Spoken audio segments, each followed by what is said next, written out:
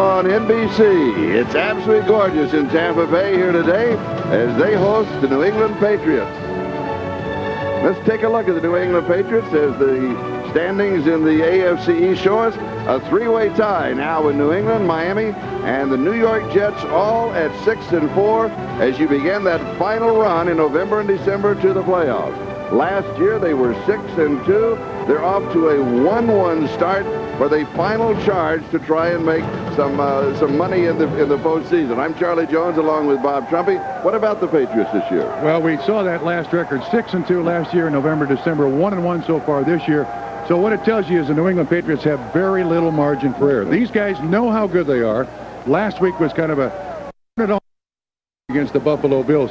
But it used to be that when you came to Tampa, it was an automatic win. Not so. These are tough bucks now. Not an easy opponent for the Patriots. Let's take a look at the standings now in the NFC Central and just see how tough they are. Green Bay and Minnesota at 8-2, and Tampa Bay just a game back. What about the Buccaneers? Well, the amazing thing is, Charlie, is that they're beginning to believe. Tony Dungy has erased 14 years of losing in a year and a half, convinced these young players that they can compete, and in fact they have. Now, the one thing about the Tampa Bay Buccaneers, you'll hear behind us, finally, for the first time in the history of this franchise, there's a home field advantage for the Tampa Bay Buccaneers. They are sold out here this afternoon. We've got a good one to stay with us. Back with the kickoff in just a moment.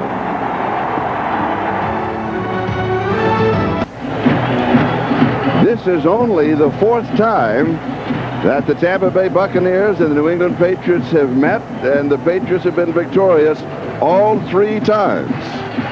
Pete Carroll, the head coach, the New England Patriots, their record, as we pointed out, is 6-4. His second season as an NFL head coach, he was with the Jets in 1994. Tony Dungy in his second year. When we talked to the players, they all said one word about it: consistent. Yes, yes. He's always consistent.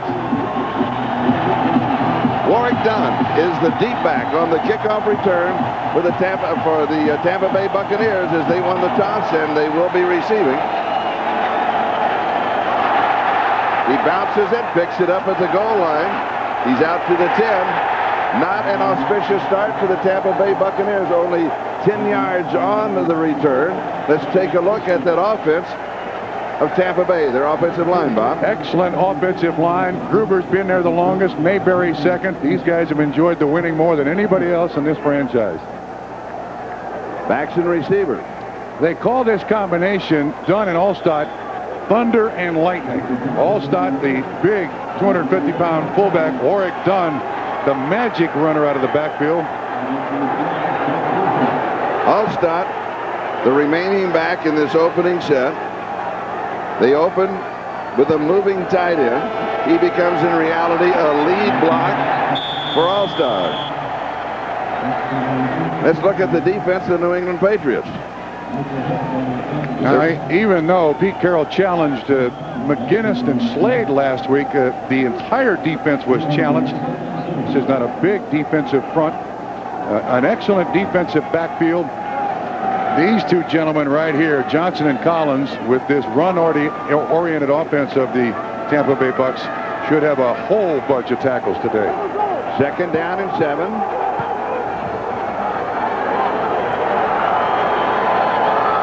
Dunn slides out in motion to give us to Allstott, first down. Mike Allstott. 480 yards rushing coming into the ball game. 15 receptions, down from his 65 of last year, only because they have changed an offense with the addition of Dunn. Yeah, fullback size, tailback kind of demeanor. Loves to carry the ball. He says, "You can't wear me out." Is a weightlifting and training freak. Pushes Jeeps around for his legs, pulls tires. You name it, he'll do it. First down, 25-yard line. Here is Dunn. Out to the 30, out to the 29-yard line, a gain of 4, so it'll be second down and 6. Warwick Dunn, they don't want him to stutter step a little bit. They want him to hit right into the hole. He's not big. He tells all his teammates, forget what it says on the chart. I'm a big running back.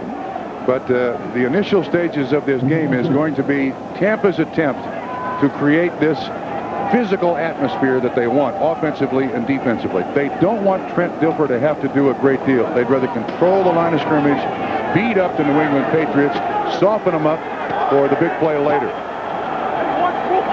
Second down. Dilfer to throw for the first time over the middle. It is incomplete. Horace Copeland, the intended receiver. Marty Moore picked him up over the middle. Now, with all the running they do, a straight drop back pass by Dilfer, but this is a very high percentage. Actually, that's Jackie Harris, that is Jackie Harris, number 80, that comes across the middle. But that's the pressure that that the Tampa Bay Buccaneers try to put on a defense. Nothing fancy, very low-risk passing game. Third down and 6. Showing in reality 4 wide receivers on the set. 4-man rush. Pass is caught outside the 40, then stripped. And New England has the ball.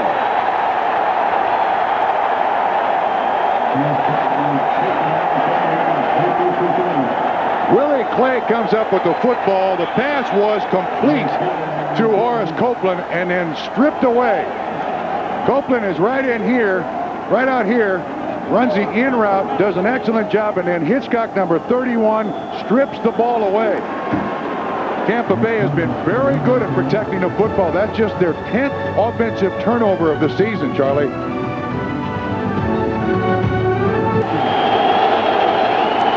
New England on offense for the first time in the ball game, following the turnover and trying to cash in immediately.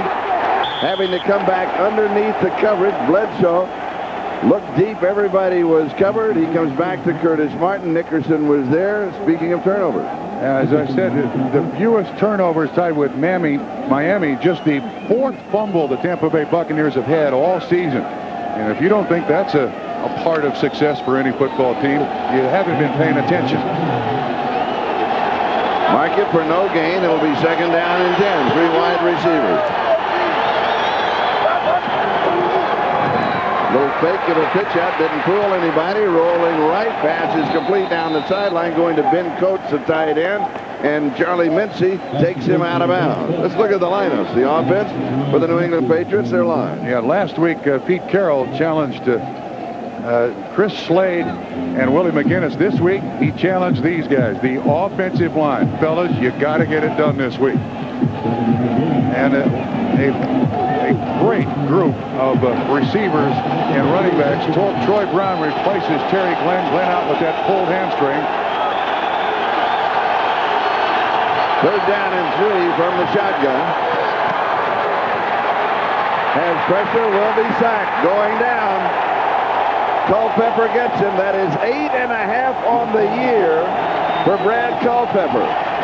Charlie, that's also 29.5 sacks by this Tampa Bay Buccaneer defensive line, which leads the league. Here's Culpepper, big loop around.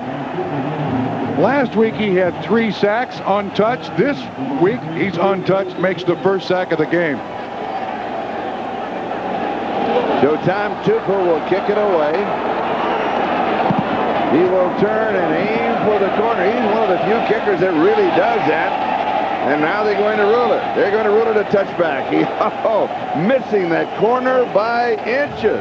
By inches. In old terminology, it was the coffin corner. You could bury him in it.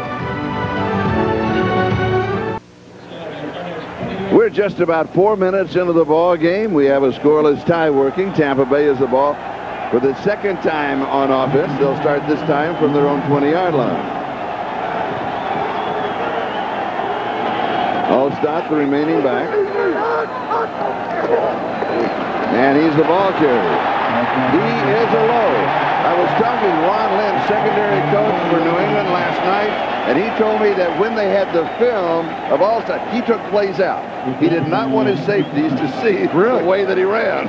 See the way they're using him differently. Last year, just 96 rushes. Already this year, 127 rushes. Less of a receiver, more of a runner, and he loves it. I mean, absolutely loves it. Went to Purdue at 220, got himself up to 250, and is a great fan of John Riggins.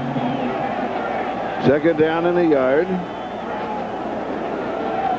He gets the call again. He is hit and still manages to pick up the first down. He was hit in reality behind the line of scrimmage. And also, he's working with a soft cast on his left wrist. Yeah, actually, it looks like just tape. He sprained his left wrist, and they thought they were going to have a cast on it. There you see the tape on the left wrist, and he said it's just a small break. And it's right down there, just a small break. He doesn't want to show any sign of weakness, so he just tapes it up. This young man is revolutionizing the way defenses take care of big running backs. He's faster than Riggins. He's faster than Zonka, and an excellent receiver. Play action fake, rolling right, pass is a bit low, but it is there on target to Dave Moore, the tight end, and he just rambles for the first down. Willie Clay, who recovered the fumble earlier for New England, makes the tackle. All built off the fake of the run by Allstott. You're going to see the defense step quickly there, and then the tight end release. You see the way they follow Allstott. Dave Moore, an excellent receiving tight end, also the long snapper, and probably the best blocking tight end they have. So they utilize a few people in a lot of different ways. First down and 10, 47-yard line. No score in the ball game. He is hit at the 45 and still adds 2 more yards. Charlie, a lot of coaches around the league look at this kid as a young man who, yards after that first hit, there is no one better in the game. It is seldom that you see the first tackler stop him dead in his tracks. That leg drive just never stops. And what Pete Carroll told us, he doesn't want to have to hit him in the backfield. In other words, he doesn't want to do run blitz. Yeah, he said often. You're right. He may have to, though. They want to try to get as many people tackling him as possible. One guy can't do it. Second down and 9. Still for the throw. Goes down. He has a man wide open in the middle of the field. Inside the 30 to the 26-yard line. The return of Jackie Harris, the tight end, his 13th reception on the year. He's missed a couple of games with a groin injury. Ted Johnson was there to stop him. 25 yards on the play. They got 2 tight ends lined up here. Harris releases up the field, just kind of gets lost in the middle of the zone. This is why Dilfer has been so effective for Tampa. These are very low percentage passes. There's nothing tricky about this. You take advantage of the threat of the run game, play action, and then find one of the big guys over the middle. 2 tight ends again, Charlie. First down, Allstott the tailback. Little play action fake that holds the linebackers, and it is incomplete. Not that good a throw to Dave Moore. Tried to make a one-hand grab, couldn't pull it down. And Trent Dilfer mad at himself. Again, all built off of the threat of the run. And gets it over the linebacker and throws it behind the tight end. That's a very difficult catch to make. And Dilfer, oh, man. He's pointing at the tight end, but it's on him. He knows it. 7th play of the drive. Allstott now the fullback. Dunn is the tailback. Thunder and lightning. They go with lightning. Inside the 25, 24, 23-yard line. Todd Collins with the tackle at the 23. Don't you love talking with Dunn? Yes. I'm a big man in a little man's body. Yeah. I'm just short. I know. When he came in, when he was drafted, I think on draft day, everybody said, great player at Florida State, be a third down back. The thing he was proudest of, when we talked to him yesterday, Charlie, was that he has integrated himself into the entire offense. He said, I am not a third down back. I can be in there on first down, second down, or third down.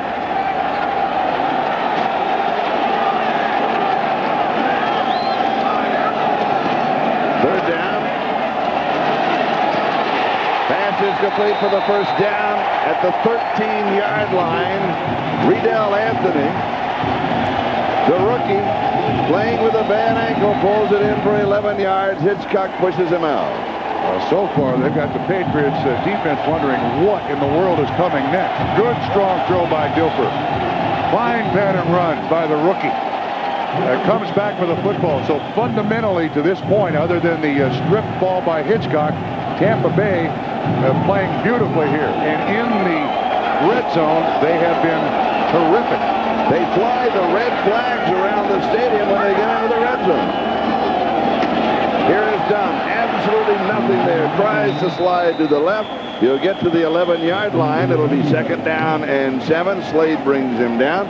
There are the red flags. They circle the stadium here, and they just fly them when they get inside the red zone. That red flag, that's a little more football looking than the previous flag. You didn't like the old Buccaneer. No, I did not. The old swashbuckler. That was hardly a Buccaneer. That's right. This is a Buccaneer. That's right. Well, when orange is your prime color. 2nd down. Still for the throw. Again, he comes back over the middle.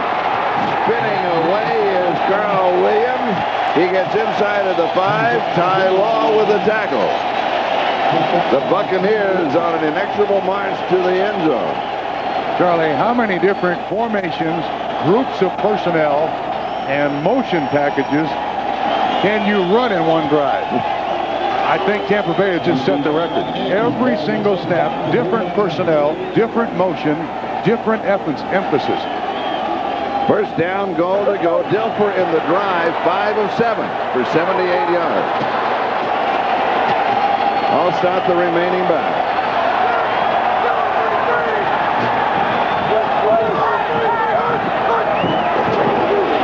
All stop, tripped up. He was actually hit at the 5-yard line. Henry Thomas submarine and got a hand on his ankle, and that started him down, but his momentum carries him still to the 2, so it's a gain of 1 second and goal. Yeah, that's about the only way you're going to stop Allstott in a play like that. If someone catches him from behind, and Henry Thomas did a little dive and just kind of tripped him up, grabbed a hold of a shoestring there. 2nd down, goal to Young. No score in the ball game at this point. Trying to piece together an 80-yard drive, play action fake, going off of the fake, right along the goal line. There is no signal. It was to Dunn. But wrapped up just shy of the goal line. It's going to be 3rd down and goal to go. Dunn is going to end up over here, but man, there is a bunch of arms and bodies. Dilfer does a great job of making his completion, and actually Dunn shows some pretty good strength to get right down to the goal line. Dilfer's hoping for a touchdown, but lobbying does not help in this situation. Quarterback sneak here? No. You got a 250-pound fullback. He can block for Dunn, or Allstott gets it. 8 in the box, now 9 in the box. It is Dunn. He's not going to make it. He may lose a little on him. Now, this is going to be interesting for Tony Dungy. He has great faith in this football team. I think if this team didn't have a whole bunch of a history of losing, he goes for the surefire field goal. But I don't see any field goal team taking the field yet. We got a flag. That may change his mind. Offside. Defense, number 55, lined up in the neutral zone. Lies half the distance to the goal line. Repeat the down, 3rd down. The only good news from New England's standpoint, the penalty's 2 inches. But that's devastating because it would have been a 4th down. They lost a foot or 2 on it. Yeah, but boy, you can look at Tony Dungy. Standing there stoically on the sideline. You can see the confidence he has in his team. 4th and goal, 3rd and goal, you bet. This time he'll go with the fullback. No, he tries Dunn again. Leaning over, no. That is Eric Rett. Eric Rett is the ball carrier. That is his 1st touchdown of the year. Prior to this game had rushed for only 58 yards. And you remember 3 years ago, he was the guy for the Tampa Bay Buccaneers. Again, power football. At the point of attack, Allstott the lead block. Eric Rett lowers his head. Actually stopped on the initial charge. 2nd effort, hits him in the end zone. That is an impressive drive by the Tampa Bay Buccaneers. An 80-yard touchdown drive. Michael Husted will attempt the extra point. snap is a little bit high, and we've got flags flying. Hold the phone.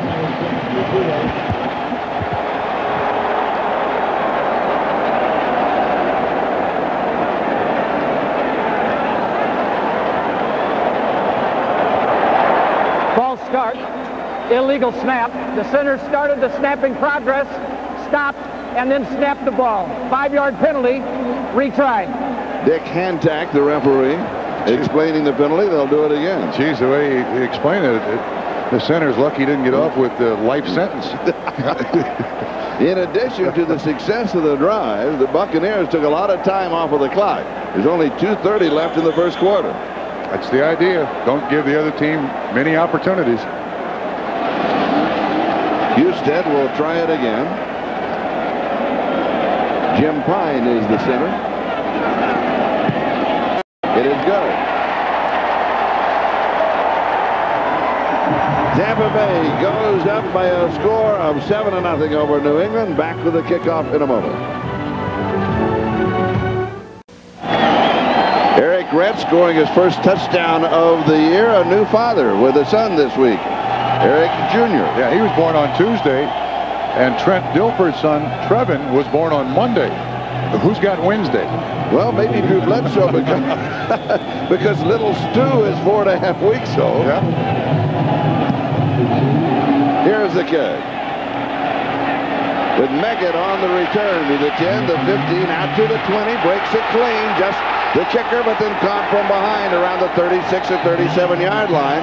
A return of 36 yards by David Meggett. Jeff Gooch with the tackle for the Buccaneers. The New England Patriots' second opportunity on offense. Before, they were 3 and out. Let's see what they can do when we get back.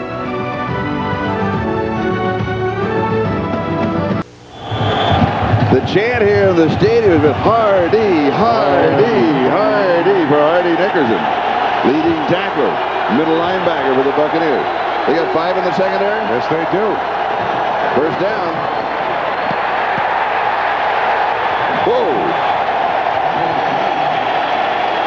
Curtis Martin is shut down. Derek Brooks leading the defensive charge. Charlie, this defense, one, the linebacker sit real deep.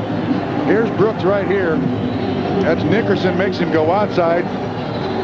Anatu kind of makes sure that Curtis Martin goes nowhere, and then Derek Brooks there to fill in. An up-the-field defensive front. One gap, play the run on the way to the quarterback. Second down, 14. 3 wide receivers. Martin, the remaining back. He slips as he makes his cut at the hole. Well, this is... Culpepper covered him. Charlie, this is exactly what the New England Patriots did not want to face. Their defense being overpowered by Tampa Bay, and then already the New England Patriots somewhat out of their game plan.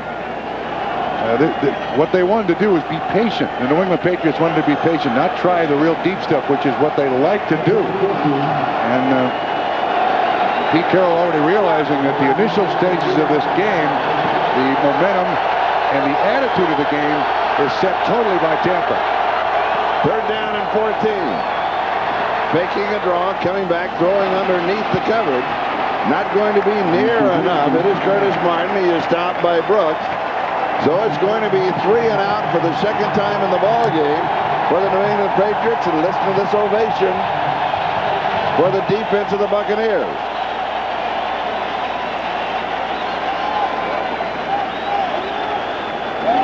Tupa will be kicking to Carl Williams.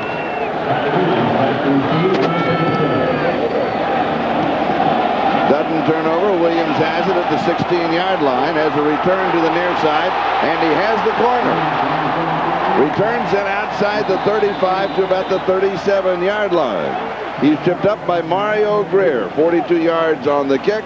A 21-yard return. Follow the NFL online at msnbcsports.com. NFL insider Gil Brandt explains why it's too early to write off the Cowboys. Randy Cross takes a humorous look at how the playoff picture is shaping up. Plus, Jets coach Bill Parcells answers your email question. with very short, succinct answers, I'm sure. It's all at msnbcsports.com. I can see Parcells. What kind of question is that? You're kidding. Next question. All right, Tampa Bay on offense for the third time in the ball game. Last time they started from their 20-yard line. They went 80 yards for the score. Now they start at the 36-yard line. And they're going to start exactly the same way as they did it before. And this is Alstott.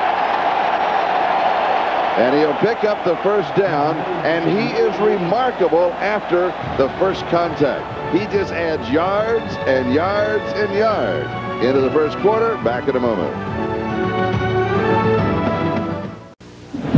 We have complimented Alstott so much, Charlie, but here's a big thing that he does that is so special. He gets a little penetration here by the defensive line, but watch this initial move to get by that first rusher, and then again a broken tackle. He continues for another first down pickup. That sets him apart from most big backs.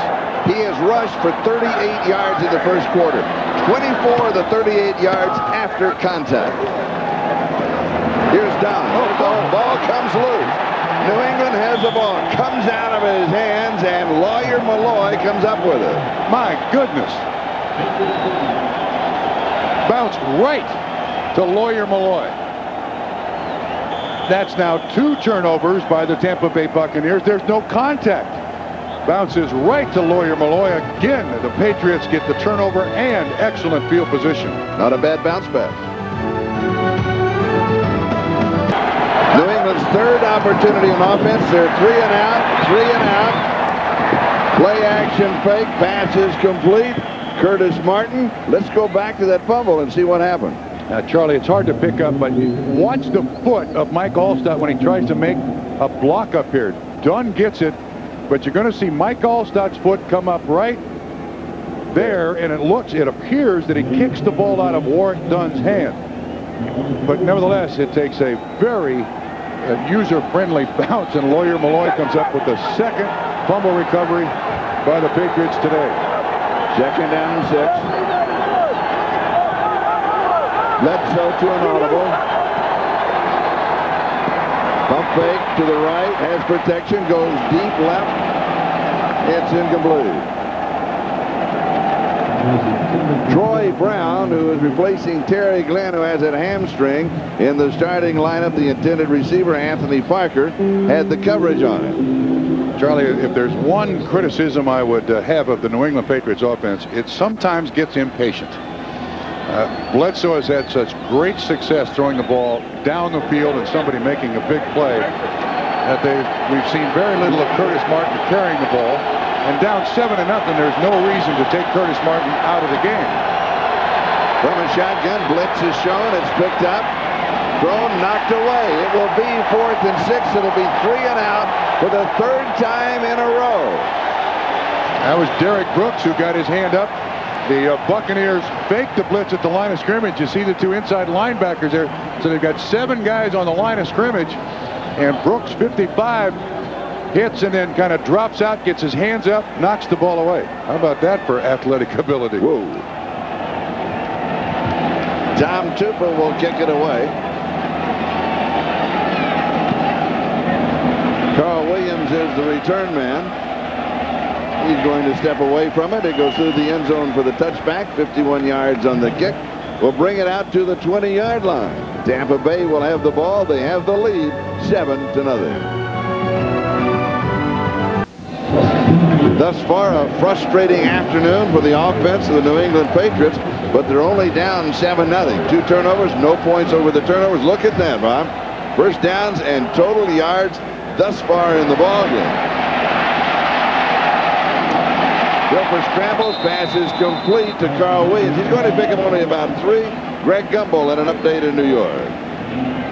Charlie, going to show you one of the best catches of the entire season. John Elway on the run, lofts one up 45 yards, and watch Rod Smith between defenders with the grab. It set up an Elway to Shannon Sharp 5-yard touchdown pass in the second quarter. Now the Broncos lead the Chiefs 10-0. Charlie? Thank you, Greg. That leads the highlight reel. Absolutely. And if you missed it, you will see it time and time again today and tonight. Yeah, oh, that's a great catch. For the entire season. Second down. Dilfer goes to an audible. Allstott is done behind him. Play action. Harris has a man wide open, and he hits him. Jackie Harris, the tight end. Willie Clay with the tackle, and here comes the offense of the Buccaneers one more time. And Charlie, again, here's the tight end, but again, it's the threat of the run that's drawing everybody up here by New England. And Jackie Harris just releases outside the defensive end, runs right by the safety, and Dilfer with a perfect throw, just kind of puts it right over the reach of the safety into the hands of Jackie Harris. And meanwhile, picks up 18 yards on the play. Another first down for the Tampa Bay Buccaneers. Dilfer does not discriminate, right? He'll throw it to anybody that has a Red jersey. Eagle number. It's and a red jersey. Here's the pitch and the reverse. Carl Williams on the reverse. Out to the 47-yard line. Pick up 6 yards on the play. It'll be second down and 4. And one more thing now that the defense has to think about. Keep your eye on Dilfer. This is going to be a reverse. Keep your eye on Dilfer. Keep your eye on him. Look for 12. Look for 12. Here he is, out here making a block. Oh, pretty good block. He put somebody on their back. Well, I'm not sure it's on their back. Well, let's Chris see. Slade. Well, watch it. Dilfer kind of reaches. He's on his back. Yeah, but he reaches is up there. And that's what he grabs his heel. Well, did he get caught? Okay, he's on his back.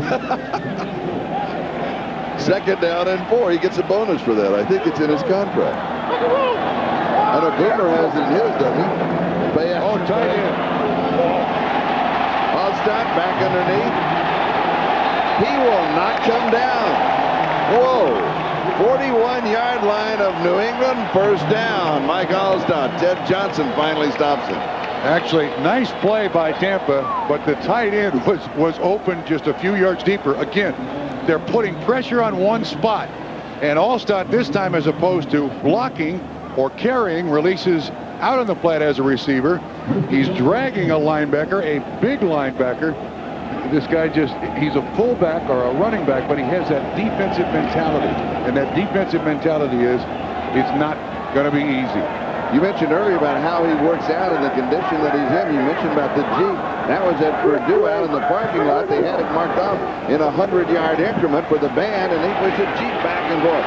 Going deep, he's going to overthrow everybody. Well, it was a 65-yard toss in the air, but Anthony couldn't get there. Here's Mike Shula, the offensive coordinator. This is a clinic. This is an offensive clinic. They've got to think about everything. You got to think about the reverse. Sure. You got to think about him going deep, and meanwhile, here's Allstott running over you. Yeah. And Mike Shula's approach, as preached to him by Tony Dungy, make it simple. They do not have an awful lot of plays, but there is a great deal of repetition on those few bread and butter plays that they run, and they try to attack a spot. Second down and 10. Here is Dunn. Slides off the right side to the 35-yard line.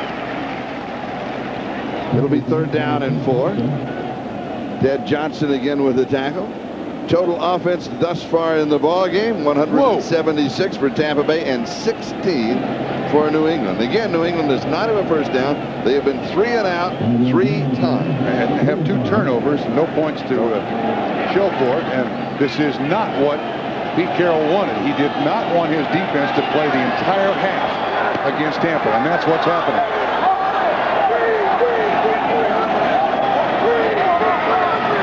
Dilfer to an audible with 4 wide receivers. Blitz is coming. He throws off of the blitz, hits the hot receiver at the 28-yard line. It's Horace Copeland, has the first down, converting on third down and 4. Charlie, number 1 quarterback in the NFL on third down. Here's the slant, but the Patriots have yet to stop the Tampa Bay Buccaneers. The only thing that stopped them is 2 fumbles. One on a completion, ripped away by a defender. New England gets it. Look at that, first down. This is ugly. Yeah, this is the way Buffalo looked against New England last week. You know, New England just tore them apart. But still, Tampa Bay only leads 7-0. Allstott. He may not have had a yard, but there's a tendency to give him a yard at least every time he carries. McGinnis with the tackle. And Charlie, I'm going to show you what New England is now forced to do. You see the 7 up here. Here comes the 8. They get the strong safety up there to try to help with the run. Now that leads to play action fakes and the slant, the cross. So again now Mike Shula, Tony Dungy have the Patriots so concerned about this running game that I would bet shortly it's the same formation. Take advantage of that 8th guy in the box, which is the safety coming up for support. 2nd down and 10. Pass is complete to the tight end, Jackie Harris, 20-yard line. A couple of yards shy of the first down. Willie Clay, who has recovered a fumble, along with Lawyer Malloy of the Patriots. That's only their 2 bright spots thus far in the first half. Makes the tackle. Wheeler's slow getting up. That is Mark Wheeler.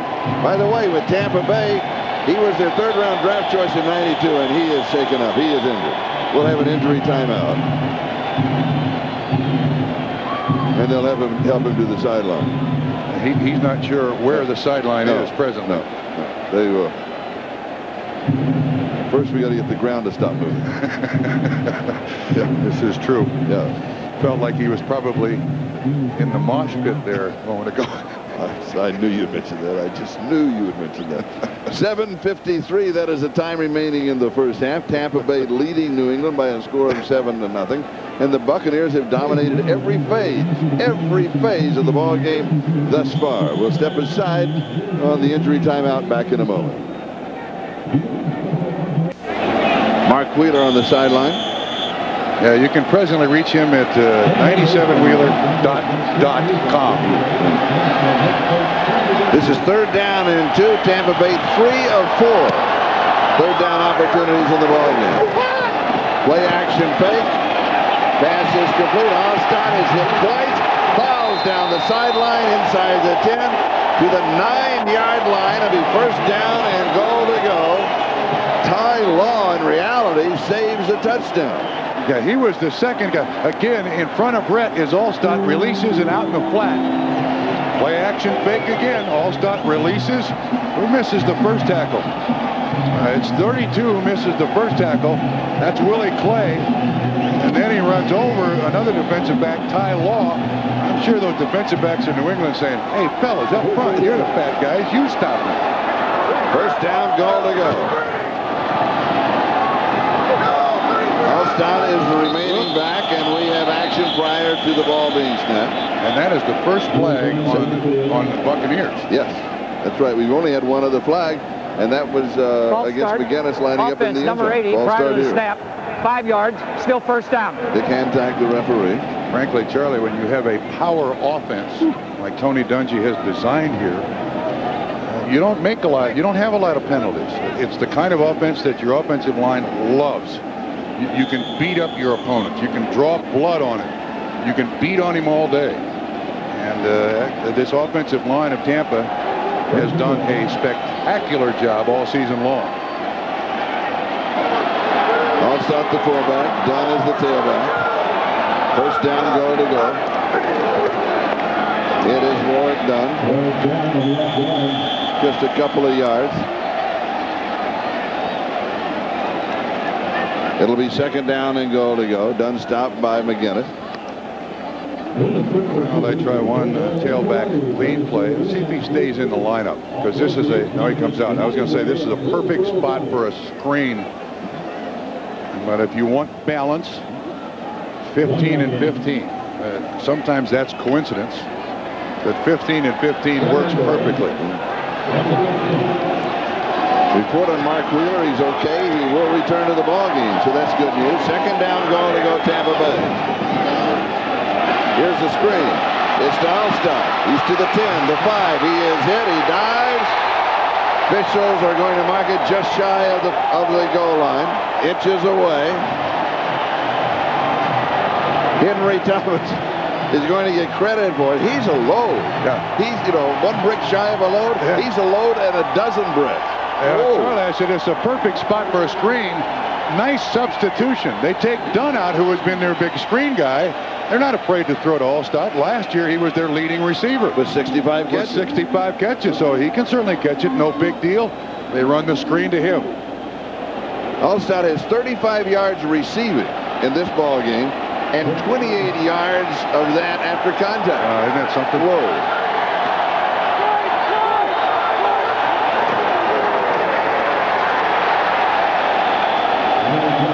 Eric Redd, who scored the first touchdown, tries to go over the top. He does not go in. That was 3rd down and goal to go. 4th down and goal to go. Do you go for it?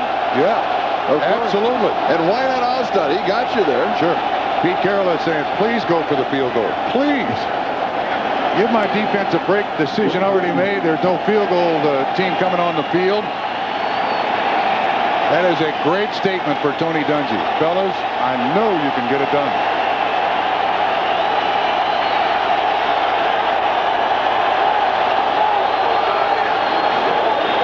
Play action fake. Nobody open. Rolling, buying time, throwing it away. Nobody was there. Outside of the tackle, so you can throw it away as long as it's past the line of scrimmage. So New England will take over just an inch away from their own goal line. The offense from their own 1-yard line has been shut down completely. 16 yards total offense. 3 and out 3 times. They do not have a first down. Bledsoe from the end zone. Throws almost intercepted. It is incomplete. Whoa! He was going to Sam Gash. He was staring a safety of 2 points right in the face, and he almost had it picked off. Man, he stood in there, didn't he? He stood in there, was trying to find anybody to throw it to. A 4-man rush puts all this pressure. Finally, a late safety from the backside. It looks like Rufus Porter should have had the interception. It bounced out of his hands. 2nd down.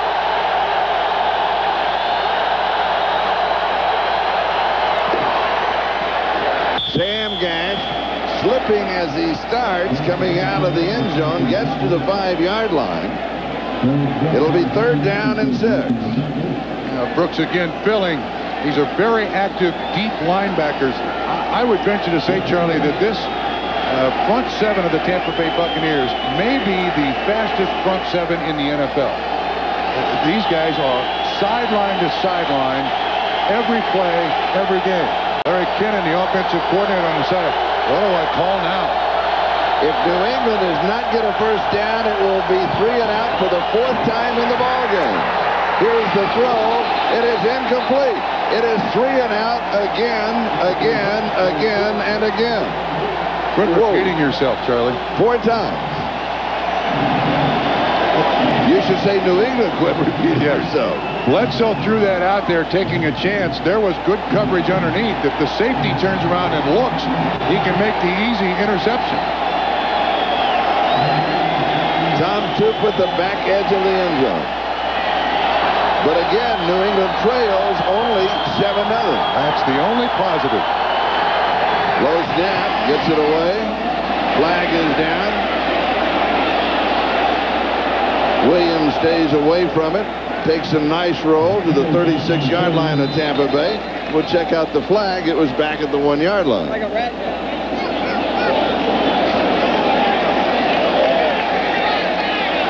It is against New England. Tampa Bay, I'm sure, will want them to kick it over. That one was good for 59 yards with no return.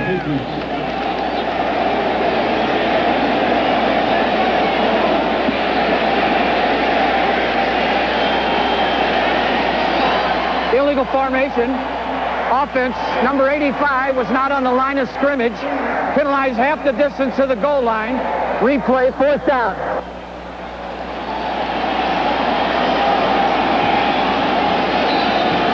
Well, I think Pete Carroll is wondering if he said something wrong this morning, fed them incorrectly, got them up too early or late, because the Patriots have yet to show up. And now Warwick Dunn is the return man. And not a bad one, I might add. And also, Tupa does not have as much room to work with.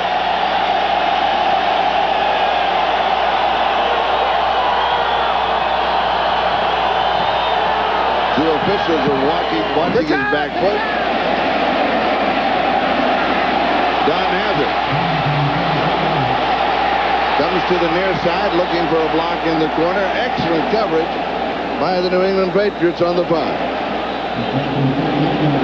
53 yards on the kick, 2 yards on the return. NBC tonight. Now I'll tell you what's impressive, the Buccaneers. There's a Buccaneer. That is a Buccaneer. Tampa Bay from their own 49-yard line.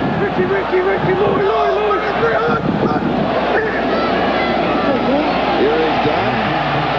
Tries to squeeze through an opening as we go to New York for an update. Greg? All right, Charlie, in New Orleans, Seattle's Darrell Williams is waiting for Heath Schuler to make a mistake. He does it there. This goes 45 yards on the interception for the touchdown, and with a field goal, the Seattle Seahawks are leading the Saints by 10 in the second quarter. Charlie? And here in Tampa Bay, the Buccaneers are leading the Patriots by a score of 7-0. Which is the biggest deception I've ever come across. 7-0 lead with the way Tampa's dominated. 2 minutes, 20 seconds, time remaining in the first half. Warwick Dunn doing on that what the coaches say they don't want him to do, and that is to hesitate, a little sidestep, look for things. He said, but you're taking my game away from me. Yeah. And I think whenever there's Pete Carroll lobbying with anybody and everybody of importance here to try to get a break for his team. When you talk about Warwick Dunn, you have to let him run the way he runs to. He's contributed so much. Be quiet. He'll learn. Back in a moment, 2-minute warning.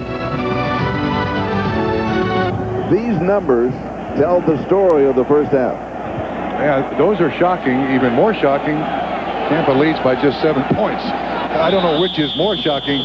Both are shocking. And look, wrong personnel here for the Patriots. They got to take a timeout to get the right people on the field. They just had the 2-minute warning. They had the wrong people on the field.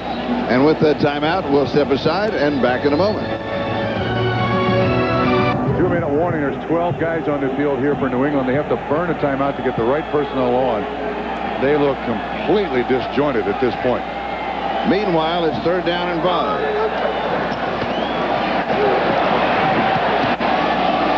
Goes down the sideline, adjustments downfield, incidental contact, and it is incomplete. Or is Copeland the intended receiver? That was one of the first throws that Dilfer's made in this half. It was kind of desperation. It seems to me, you see Jackie Harris 80 underneath. This was just kind of throw it up. We've dominated enough here. Trent Dilfer could have made a better choice there. Almost a why not, though, because if it's picked off and intercepted, it's like a bunt. Yeah, but at the same time, any completion here, they get the first down, they really bury New England. Meggett will watch it go into the end zone. Touchback, they'll bring it out to the 20-yard line. Be sure to stay with us. Coming up, the Domino Pizza NFL on NBC Halftime Report with Greg Gumbel, Sam Weiss, Chris Collinsworth. All the scores and highlights of today's action around the league, plus Sam and Chris will offer their picks for coaches and players of the year. I think one of the candidates for coach of the year is Mr. Dungy. I tell you, one of the candidates for player of the year we've seen is the fullback for Tampa Bay, Mike Allstar. Check the ticker as it goes by. Now, Indianapolis leading Green Bay. Is that ticker right? We better check that. You got to stay at halftime to make sure that's right. Yeah, Charlie, as strange as this may sound, this may help the New England Patriots. What? 1:45 to go in the first half. I would think they'd go with the spread formation. They might get a nickel package here from Tampa, and they might get something done. They go with 4 wide receivers. Show motion against the 4-man rush. This pass is complete to Troy Brown. Anthony Parker had the coverage, and it's the hurry-up offense. Trying to run as many plays as they can here, but they huddle, which kind of surprises me with 1:28 and ticking. So they're not going to run the hurry-up offense. Well, it is kind of a hurry-up. I would think he'd call 2 plays in the huddle. There's a lot of walking around there by the Patriots. 3 wide receivers. 4-man rush. Sliding grab by Curtis Martin is incomplete, but that does stop the clock. 1:07 time remaining in the first half. I think the only thing that'll help New England is halftime. What do you say if Pete Carroll at halftime? Boys, are you here yet? Did you get your wake-up call? I'd say I've never been so embarrassed in my life. Yeah, but this is on the defense. You can't really point the finger at the offense here. The defense has just allowed Tampa up and down the field. But the offense has been 3 and out 4 times, no first down. But it's more on the defense. Well, the offense couldn't have done any less. Here comes the blitz. Incomplete, knocked away. 3 and out. That's 5 if you're counting. And Drew Bledsoe looked very, very shaky. Artie Nickerson knocked it away. There was just enough pressure. Watch Bledsoe's feet at the end of this. Artie Nickerson, 56, comes late, but watch Bledsoe. See, he's really jumpy in there. They have just stymied this New England offense to the point where Drew doesn't feel comfortable doing anything. Tupa's kick. Carl Williams is the return man, plays it on the second hop. Down around the 37-yard line. 49 seconds, that is the time remaining in the first half. 47 yards on the kick. A 7-yard return. Is Trent Dilfer has still one more opportunity to put some points on the board. Big week for Trent Dilfer. He and his wife had their second child. Young man named Trevin. And they induced labor on Monday, so he didn't miss any practice. How about that? His wife, Kat, and Trevin are here. They are fine, but that's a football wife, isn't it? Sure, induce labor on your day off. No problem. Tampa Bay from their own 37-yard line.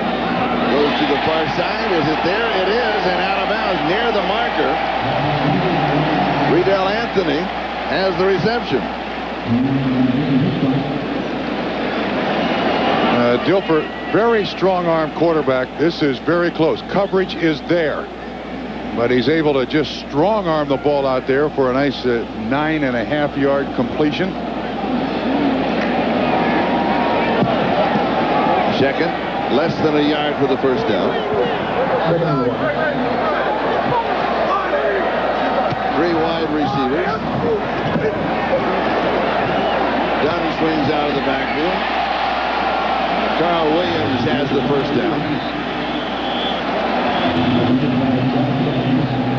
Timeout with 34 seconds left to go in the first half.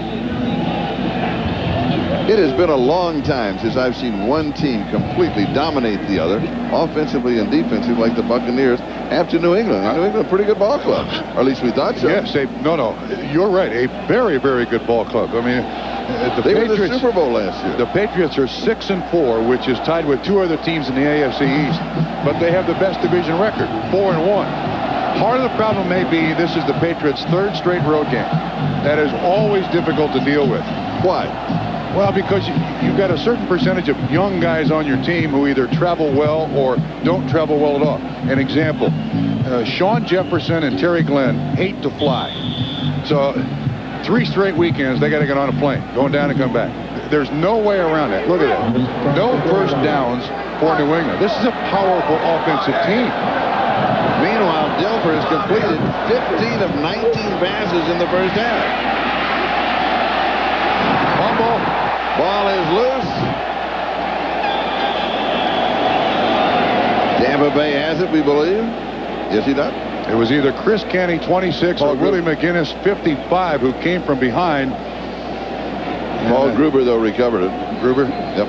As he rolls, let's see if we can pick up who makes the contact. It's either McGinnis, 55, is on the inside. I think it's going to be Chris Canty, who strips the ball away. Dilfer not protecting it very well there at all. And that's the first time the Bucs have put the ball on the ground, and the Patriots did not recover it. Very fortunate. That's another factor to figure in. That they've had 2 opportunities, they being the Patriots, 2 opportunities on turnovers with with no points, no first down. And look at the Patriot defense.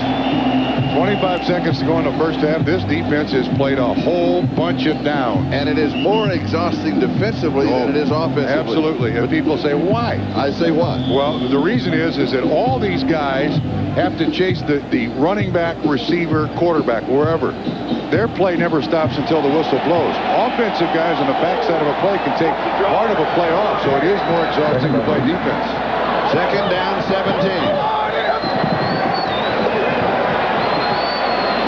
Screen done. Now the sidelines, out of bounds, 45-yard line. It'll be third down and 10 with now 19 seconds. Time remaining in the first half.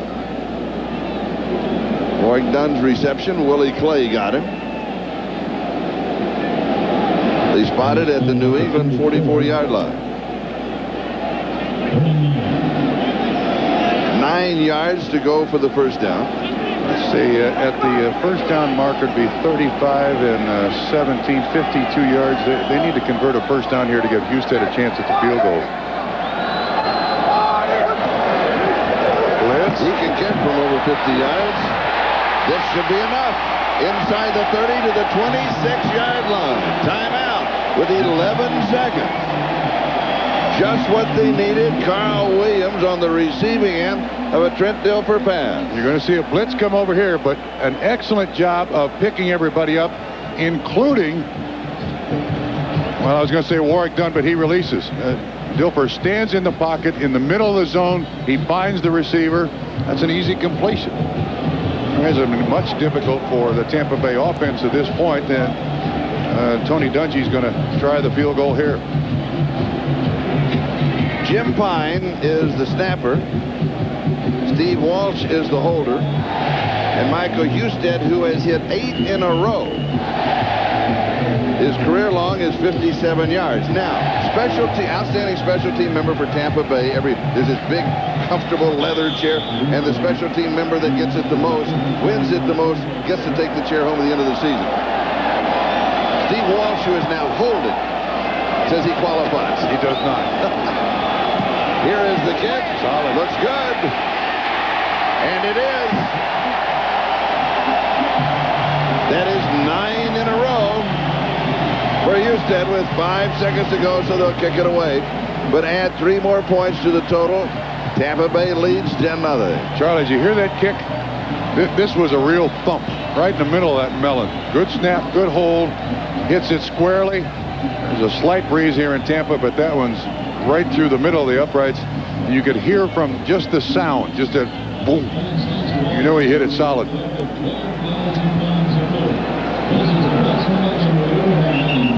Well, I have a feeling that Pete Carroll would like to take 2 halftimes. Yes. And Tony Dungy would just keep on playing. Let's just keep on. Forget halftime. Keep on playing. Yeah.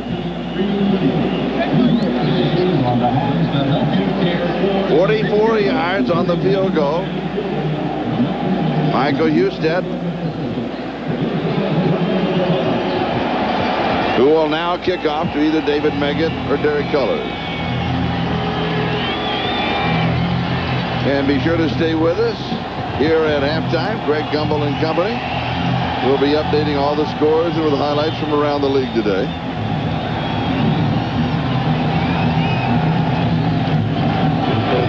I love that big comfortable chair they had for the special team. You look very good at that. Special team.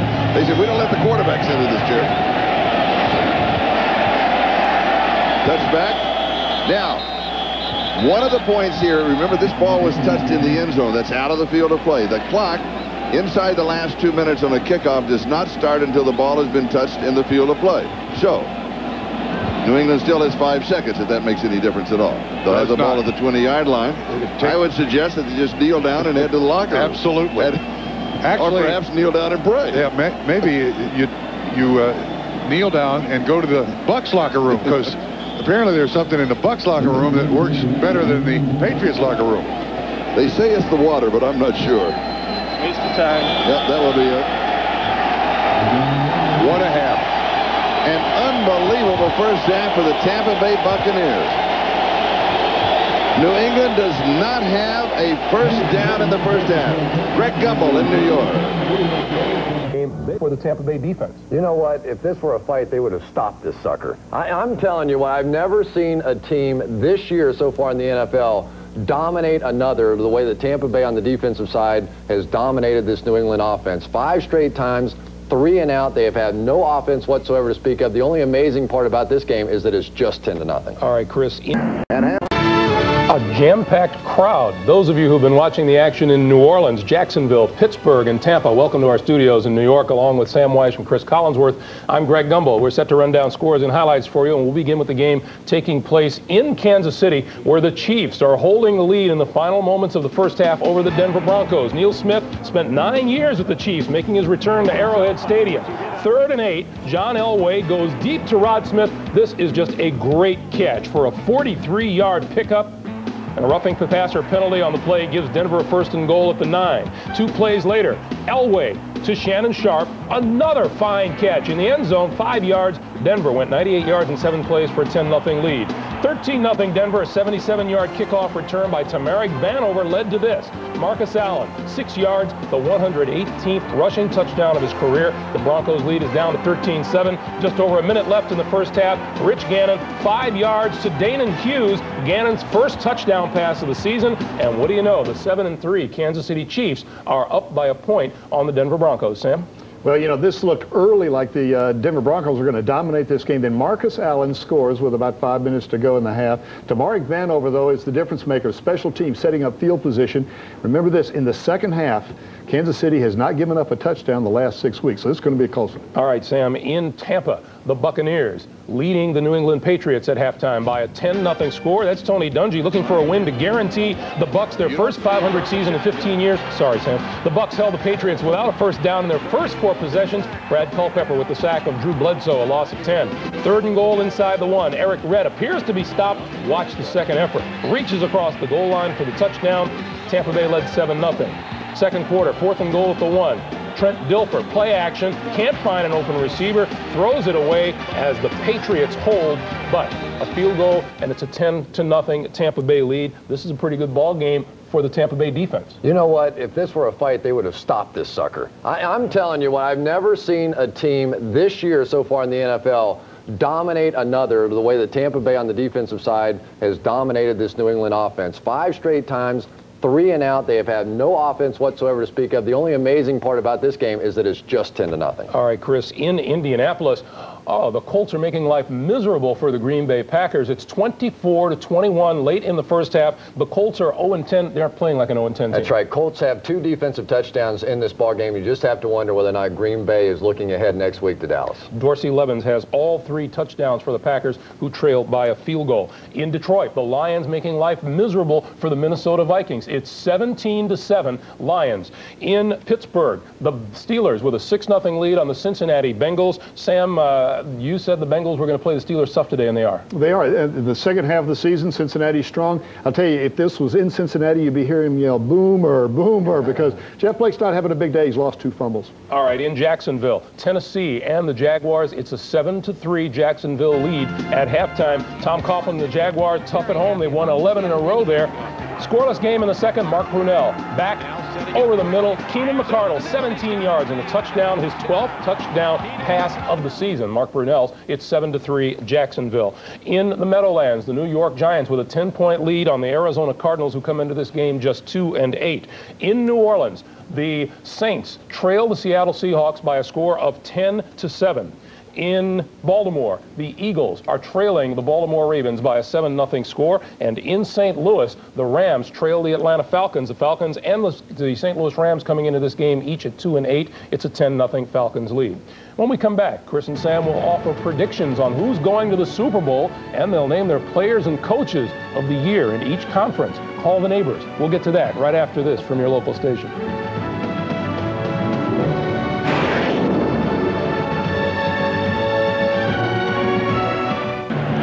At halftime, the Tampa Bay Buccaneers leading the New England Patriots by a score of 10-0. The only surprising thing is that they only have 10 points.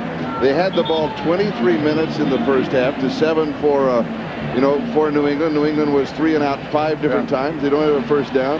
Their offense for New England, well rested. That's about all you can say. Well rested. You're being very kind. Yeah.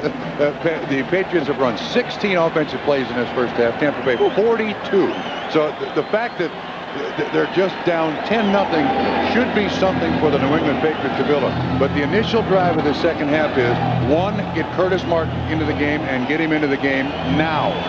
And then 2, they have to somehow figure out a way to stop Allstott. Curtis Martin has minus yards rushing in the first half. Look at that. -2 yards rushing for New England. No first downs. 191 total yards, or 260 total yards to 26. 22 minutes to 7. The 2 turnovers, the only negatives for the Tampa Bay Buccaneers, and the Patriots got no points off of those 2 turnovers. So you're right, Charlie, they are fresh. You're looking at the Coors Light halftime stats. New England will have the ball in offense to start the second half.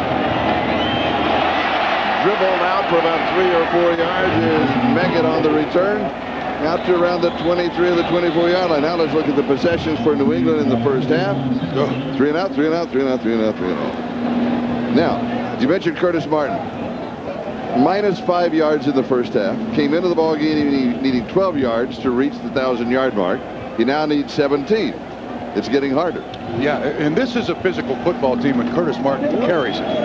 And when he can't carry it, and the offensive line can't have some control of the line of scrimmage, the offense loses its physical nature. When it loses its physical nature, you take away the play-action pass, and then Drew Bledsoe and the Patriots are in trouble, and that's what happened in the first half. But again, New England down only by a score of 10-0. Whoa!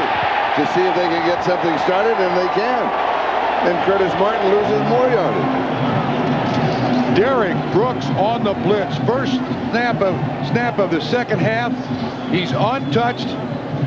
That is a great call by Monty Kiffin, the defensive coordinator. Let's make sure that the Patriots don't come out here and say, well, the Bucs are just a one-half team. Blew it up. Curtis Martin now -9 yards rushing in the ball game. Incomplete on the throw. Ben Coates, tight end, intended receiver. Brooks was there for the Buccaneers, and now it's 3rd down. First half comparison, 5 of 11 for just 28 yards. Bill for 17 of 22, no touchdowns, but 191. And the theme continues for the New England Patriots. 3rd down and 14.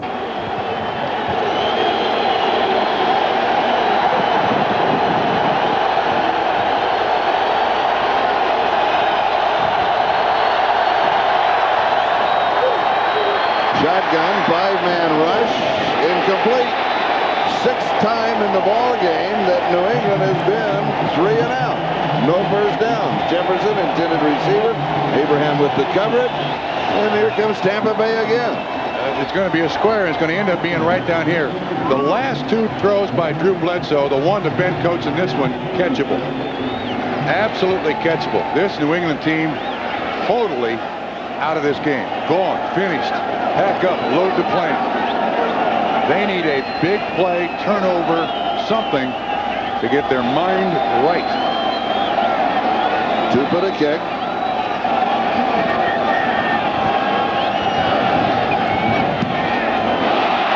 Terrible kick.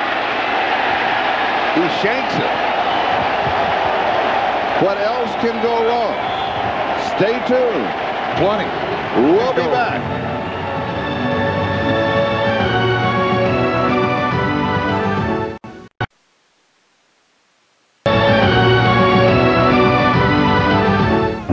This, of course, is St. Pete Pier as we swing now into the stadium. Houlihan Stadium here in Tampa Bay. Buccaneers at the New England 38-yard line. That last punt good for only 26 yards. Warwick Dunn off the left side to the 34-yard line. Tampa Bay's possession as Ted Johnson makes the tackle. Impressive. The only thing that really stopped them were the 2 fumbles. That drive, 13 plays for a touchdown, impressive, and then 14 plays, and they get no points, but Tony Dungy went for it on 4th down. New England stopped them, took over at their own 1-yard line. New England got no points off those 2 turnovers. The 2nd down and 6.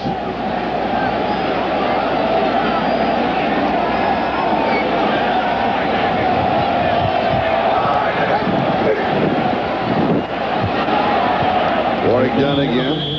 Dives for a couple of yards. Has a lot of family involved, including involved in the game here, as you have a chance to check out the ticker of other scores of games going along. Look about that Indy game. How about that? He has brothers and sisters here, 20 family members, and including his grandmother, Willie. Yes. And he said, I'm more than happy to have her come up, but she has to cook. crawfish etouffee. Yes. His favorite. And sweet potato pie. Yes. That's my favorite. Likes the home cooking. Third down. Tampa Bay has been magic on third down conversions. Number 1 quarterback on third down in the National Football League. He's scrambling, finding some time, has a man deep. No. Right down the sideline.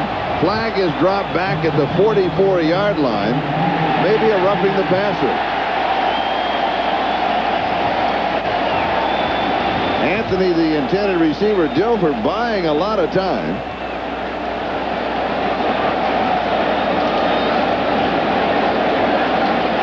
Dilfer, by the way. Foul. Defense, number 95. Unnecessary roughness, 15 yards. First down. On Henry Thomas. Dilfer is 4 weeks younger than his counterpart, Drew Bledsoe. Here it is. Again, Dilfer out there running around. Henry Thomas hits him. Well, I'm not sure of that. I'm not sure of that. Charlie, again, no, it's we see this an awful lot, but these quarterbacks are getting bigger and bigger and bigger. And Trent Dilfer qualifies as one of the biggest, 6'4", 234.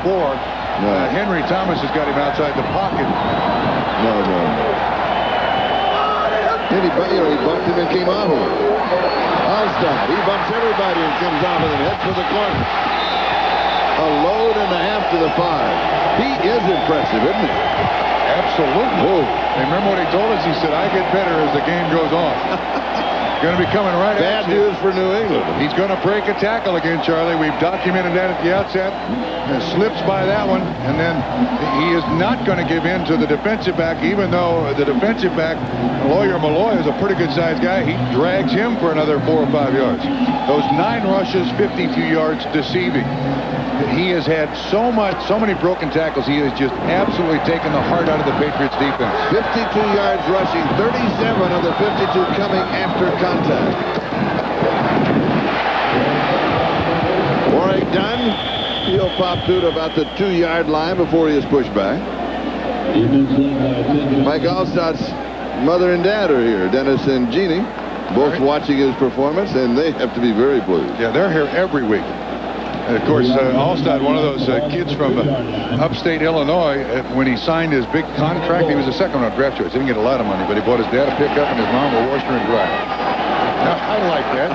You know, there's a lot of things you can do for your parents, but those are 2 meaningful purchases for mom and dad. Second goal to go. Play action fake. Goes back into a crowd. It's incomplete. The flag is down. May have hit one of his offensive linemen with the pass. It was tipped. Jackie Harris was in the back of the end zone, and he was open, but it was tipped.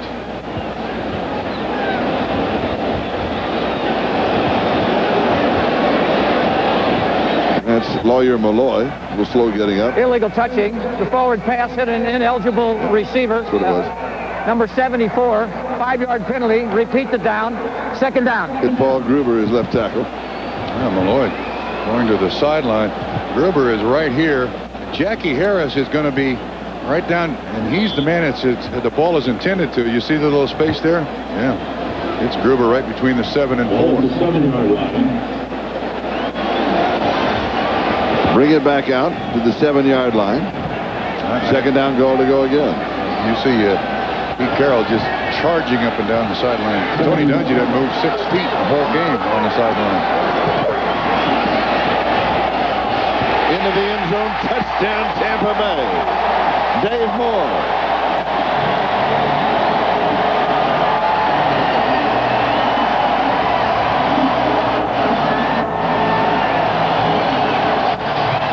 See the crowd of people over here. Here's Moore who gets the touchdown. This is a tight end. There's another receiver out here, and they just flood the area with people, and Moore sneaks right behind and between people. Dilfer again, a good strong flow, a good strong throw, and he just kind of hid out back there, and nobody could find him. Extra point attempt by Houston. Good hold. It's up. It's good. Tampa Bay now leads 17-0. We'll be back with the kickoff in just a moment. Pete Carroll trying to stir up some enthusiasm on the sideline for the New England Patriots. They are down 17-0. They do not have a first down. 6 and out, 3 and out 6 times in the ball game. That was Kenny Gant, number 29 of the Buccaneers, trying to get the fans into the game. Derek Cullors on the return, dropped in his tracks. Remember, against Buffalo, had an 86-yard kickoff return. And it's Kenny Gant, the guy who was trying to fire everybody out, including himself, and it worked. These bomb squatters, and Kenny Gant is one, and they're kind of floating around, avoids a tackle. Well, nobody touched him, which has pretty much been the theme for the New England Patriots today. Nobody touch anybody. Gant makes the tackle. Cullors, of course, had the big kickoff return last week against Buffalo. The Bucs have shut everyone from New England down.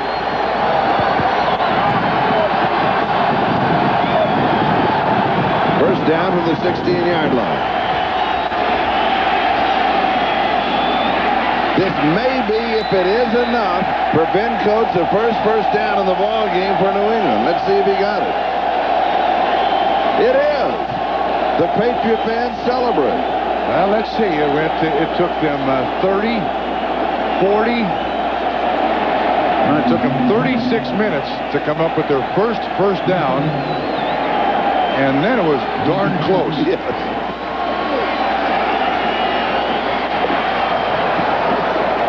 Keith Byers, the ball carrier, just across the 30-yard line. It'll be second down and 6.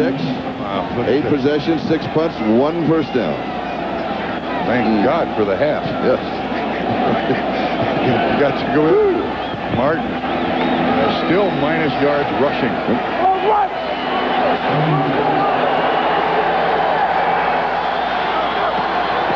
Blitz, 6-man rush. Incomplete. Jefferson, the intended receiver. Abraham just took him out of bounds along the sideline. Charlie, I think that speaks volumes. There's Larry Kennan, the offensive coordinator, and he sprints Drew Bledsoe out to avoid the pass rush. Get him out of the pocket. Maybe you're willing to give up half the field. Get Drew comfortable, because to this point, 6 of 15 for 38 yards, 10 on the last throw to Ben Coates. Not what you would attach to Drew Bledsoe most weekends. Looking now at 3rd down and 6. It is incomplete. First down in the first play, then 3 and out. That ball was thrown behind Brown. Listen to the crowd. It's a sellout crowd. Just a square in. And again, thrown behind Troy Brown. Drew Bledsoe says, oh, man, get me out of here. Tom Tupa's 7th punt. Averaging 43.3. That's another battle. His last 2 have been terrible. Takes a little bit of a New England roll down about the 35-yard line. Carl Williams was the return man. We have a timeout. We'll be back in a moment. Tampa Bay will start from their own 36-yard line, leading in the ball game by a score of 17-0 and completely dominating every phase of this game against the New England Patriots. And this is part of the domination here. Look at that, an extra 8 yards after contact for Mike Allstott. Slade finally stops it. Whoa. Boy, it's a lot of places. That last touchdown pass by Trent Dilfer. 17 career touchdowns coming into this season. 18 to this point in 1997. And part of the success is the manner in which they use Allstott to soften up the defense, use the play action. The first hit on Allstott that time, Willie McGinnis. He ran right through him. McGinnis is an excellent tackler. Allstott is 65 yards rushing and 46 of the 65 after first contact. There's first contact, and then he'll add just a couple of more. Truly having a an impressive afternoon. Let's check out the ticker. Kansas City leading Denver by 1. Green Bay has finally caught Indianapolis. They lead the Colts by 1. Detroit comfortably in front of Minnesota. That's an upset working in the 3rd. Pittsburgh shutting out Cincinnati. Jacksonville leading Tennessee by 10 in the 3rd. Giants by 3 over Arizona. That's also in the 3rd. Seattle leading New Orleans, but only by 3. Baltimore in front of Philadelphia.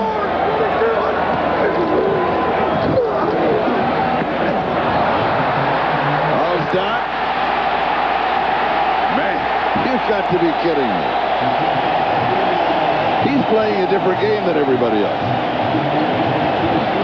You can't give all the credit to this kid, but he stopped here. He does not give up. Bounces outside. You can see the defense in front of the Patriots trying to find him. Where is he? Where is he? Where is he? Oh, there he is. Oh, no. Slade hits him, drags him for about 6 yards. First down, Tampa Bay. New England 38-yard line. Well, he comes to the sideline for a much-needed rest.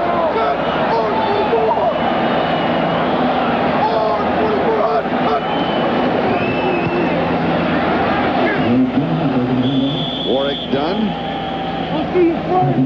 Well, back to the line of scrimmage. McGinnis with the tackle. And Charlie, Patriots have been able to handle Warwick Dunn, Mike Allstott, shutout win, 1985. 12 years ago. St. Louis Cardinals. Tony Dungy, you can tell he's excited, right? See, he's excited. You were claiming that he has an FM station piped into his... No, I said, you know, you look like Bud Grant standing on the sideline. Are you sure you don't have Montevani music playing in a headset? He said, no, I'm into the game. And he is. The ball player, he's an absolute genius to be able to pick things apart. Incomplete on the pass. Anthony, the intended receiver. It'll be 3rd down. Patriots almost forced to put as much pressure as they can on every snap. This is Chris Slade coming from the outside, and Allstott tries to make the block. Actually, does a pretty good job.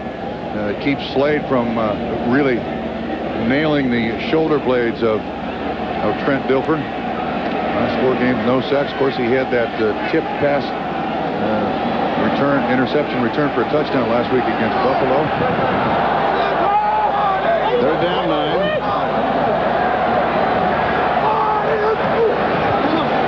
Blitz is coming.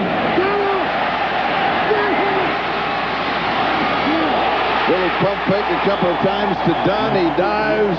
He's going to come up short of the 1st down. I think he misread the marker, did he not? I couldn't really tell. But a great job by Dilfer. And again, here's McGinnis on the outside blitz. But earlier, you know, we had a flag against the guy hitting Dilfer. Look how strong he is. I mean, you just can't go up to these quarterbacks nowadays in the NFL and knock them down. Excellent job finding the receiver. Lost his balance. A little bit. He lost his footing just a little bit. Field goal attempt from the 38-yard line, an attempt of 48 yards. Husted has already hit from 44.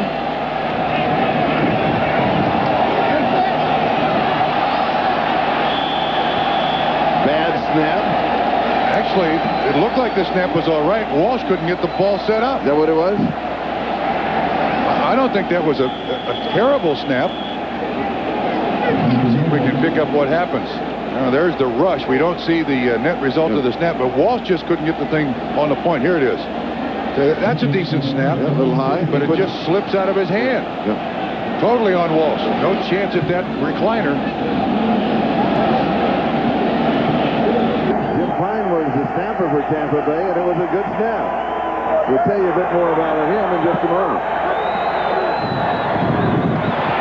Curtis Martin finally some positive yards. He was 9 down to that point. He's going to pick up a 1st down at 11 yards. So he goes 2 up on the day and needs now 10 yards to reach the 1,000 mark. 3 total yards rushing. The first rushing 1st down for the Patriots with 4:42 to go in the 3rd quarter. This has been ugly for the Patriots. Ugly. First down, 47-yard line.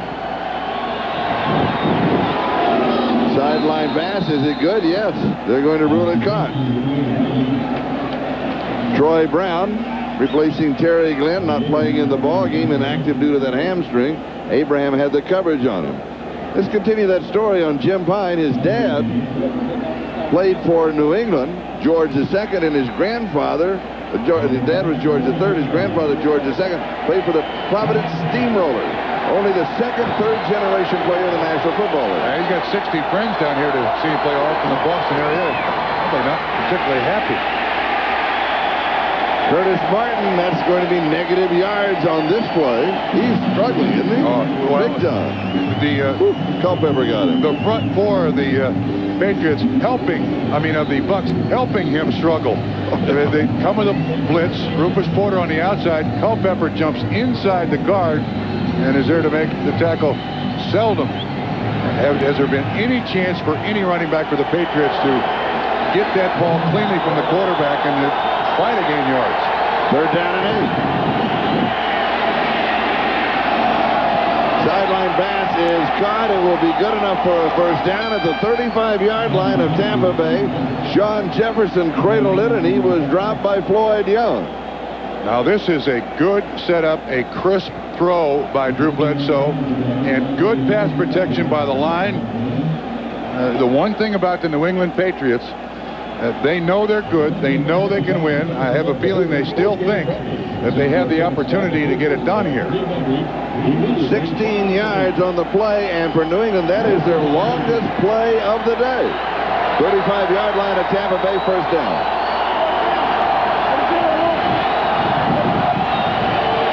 Martin has gone to the left wing. The handoff is to Keith Byers. Absolutely nothing there. Down by a score of 17-0. A running game that is not working in any direction except backwards. Why not just go to the air every time? You can't. You just can't. There's Larry Kennan calling the play into Drew Bledsoe. You can't just go exclusively to the pass because you want to maintain possession, and you put your offensive line. Pass protecting on every down is the most difficult thing to do in the NFL. You make it even more difficult for them. This is the 6th play of the drive. This is their longest drive. Next up, a sack. Reagan Upshaw. He now has 6.5 on the year. And that's why you can't throw it on every down.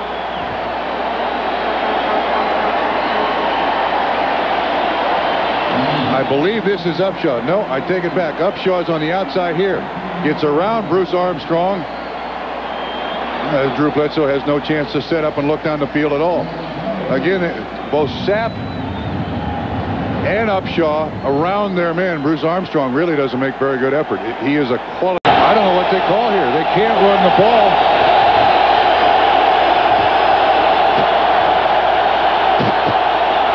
Coates is the H-back, goes across in motion. Pressure from the backside. He is sacked. Tampa Bay holds. They'll take over in downs. Anthony Parker got him on a quarter blitz.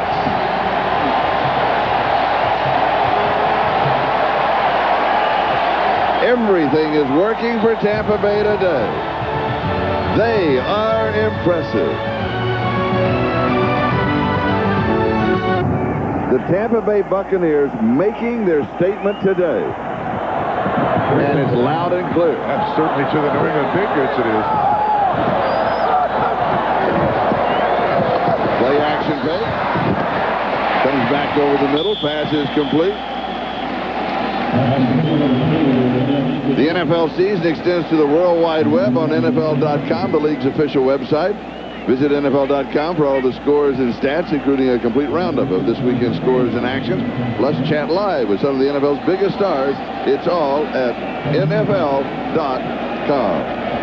Gain of 5 yards to the 40. It'll be second down and 5. Tony Dungy is just watching this game unfold exactly as Eaton and his staff envisioned. You know, Charlie, they wanted a physical contest. They've gotten that. They wanted to dominate. They've certainly gotten that. Warwick Dunn. Really, the only thing that they have not been successful is Warwick Dunn. He really hasn't had that much yardage. We'll be right back after these messages from your local station. This is Charlie Jones, Bob Trumpy. We start the fourth quarter. Here's the scoring. It is all Tampa Bay. Statistics, all numbers, all Tampa Bay. Dilfer to throw. Hit as he makes his release. It will be incomplete. That was 3rd down and 3. So the Buccaneers will be kicking it away. Chris Slade comes, and I don't believe there's much contact when he gets in the backfield. He jumps around Warwick Dunn. That's a mismatch, but Dilfer stands in there. Look, Charlie, the Tampa Bay Buccaneers have reduced this game to New England. If you can score 18 points in 1 quarter, you win. We don't think you can. It's a coach's dream to be in this situation if you're Tony Dungy. Landetta kicking to David Meggett. At the 8-yard line, flag is down. Another flag is down. So we have one at the beginning of the play and one at the end of the play. It was a hold against the Buccaneers. That's the preliminary signal on the first flag.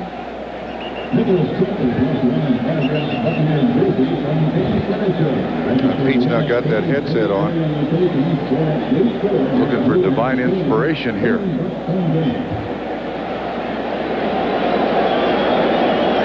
Don Carey, the field judge, filling the referee Dick Hantak in on the second flag.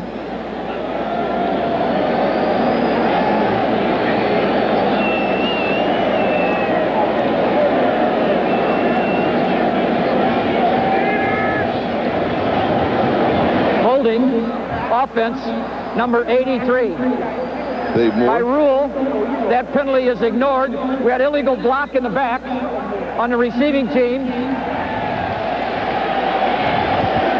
Number 25. We will penalize the illegal block in the back. First down, New England. Larry Wiggum. Charlie, that actually helps Tampa.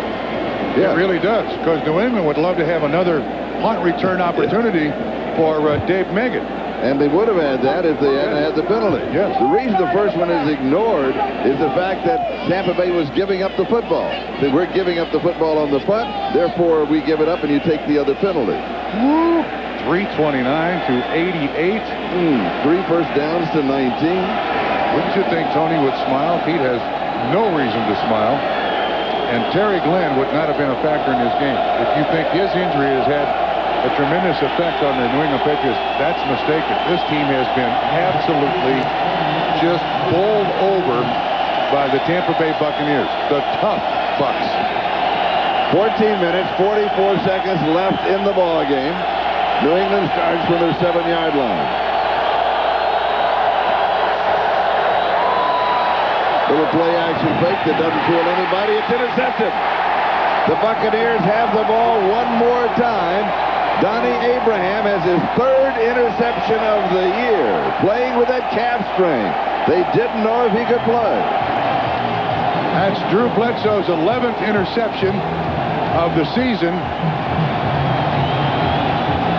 Straight drop back by Bledsoe, a little bit of a play action fake, but again, pressure right in front of him, Charlie. That has been the theme all day long. Just people right in front of him. And Drew is saying, oh, man, when is this nightmare going to end? It started in the mosh pit, and it ends in the sombrero. This is a week I want to forget. It will end in 14 minutes and 36 seconds, but not until then. Tampa Bay, 21-yard line. Uh-oh. I'll stop. I don't know when I've enjoyed a running back so much as I've enjoyed watching him run today. I agree. It's a pleasure. Yeah, and you know, you kind of go back to Riggins and Zonka. Yes. And even Marion Motley. Jim Brown. Yeah, a kid like this, the game should be in black and white, you know? Jump on, I'll carry you for 5 or 6 yards. I'll tell you what, for the Patriots, it's in black and blue. They've been trying to stop him. Gain of 4, second down 6. And he has a cracked wrist, too. Yes. Think what he could do if he was healthy. He gets another try. Look at that. He just pulled right through. You mentioned Larry Zonka. Well, we have him. Zonk was more of a, he was a bison carrying the football. He was a buffalo. I'm not sure Allstadt's a buffalo. Allstadt's got a little more speed. But Zonk would make a lot of defensive backs blink. That's the first hit. The second hit, they'd be diving. The third hit, they'd be reaching. Zonk ran over most of them. 88 yards rushing. 35 yards receiving. In addition, not that shabby a lead blocker. He opens the hole for Eric Rett with a nice lead block. And of all the things he does, Tony Dungy says that's the thing he has to work on the most, but he gets a good solid hit on the linebacker, and then Eric Rett can just make the choice. Bang, right there on Johnson. Rett sits right on that shoulder, and again, you see two defensive backs for the Patriots making a tackle on a big running back, which is a formula for failure in the NFL.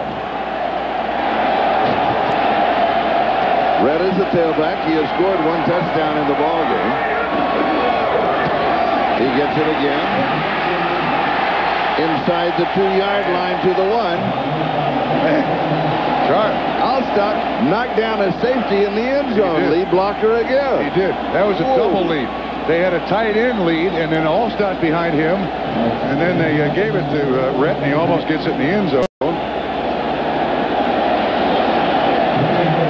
This is a good defense. The Patriots defense is not big, but this is a decent defense. It's been absolutely, totally embarrassed. They've been shredded. Same play other way. By the right side, no.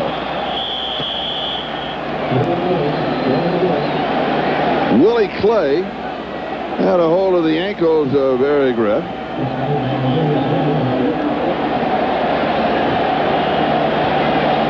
Yeah, he had to come from the safety spot to assist on the tackle. Third down goal to go.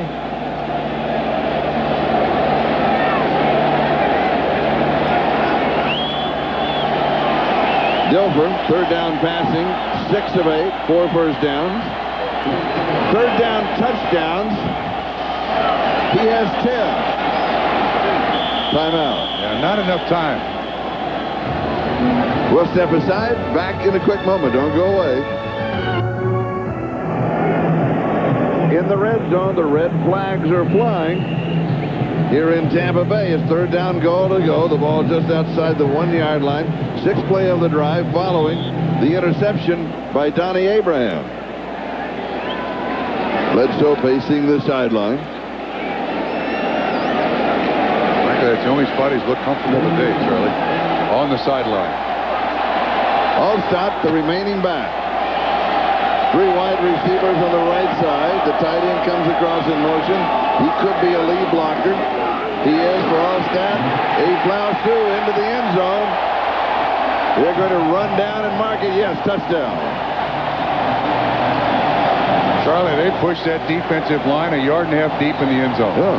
Absolutely. I was surprised it took the officials so long to call it. It's not official, of course, till the arms go up.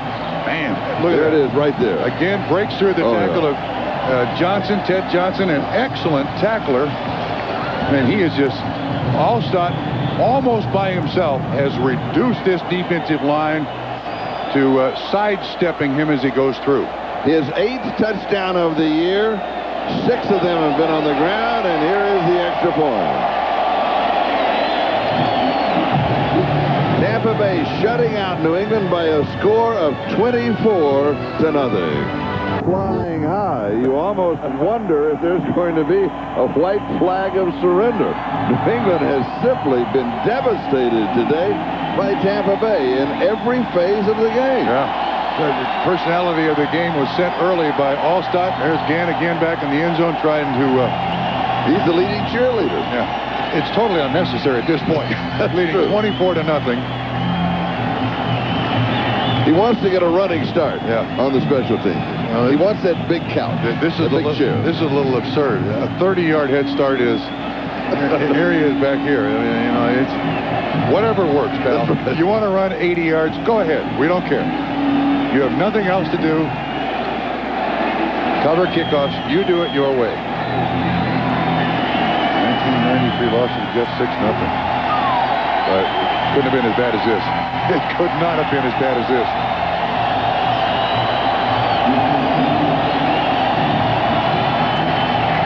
Meggett and Colors are deep. David Meggett on the return. Out to about the 23-yard line. Be there. NBC tonight. That's a good one. I like that. Riddle me this. Jim Carrey is so talented. Yeah, he can play both parts, his and Nicole Kidman's, you know.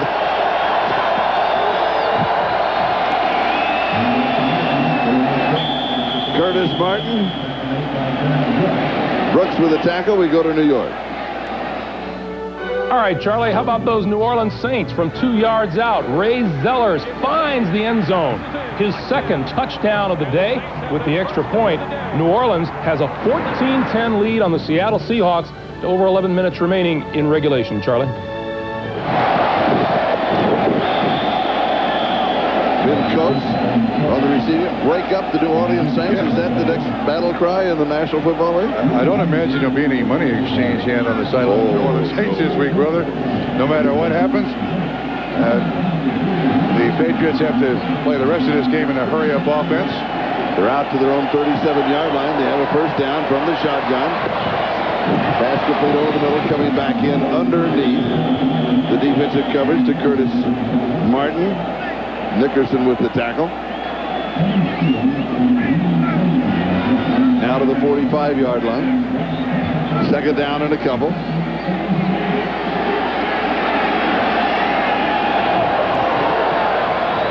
Here's the draw to Martin.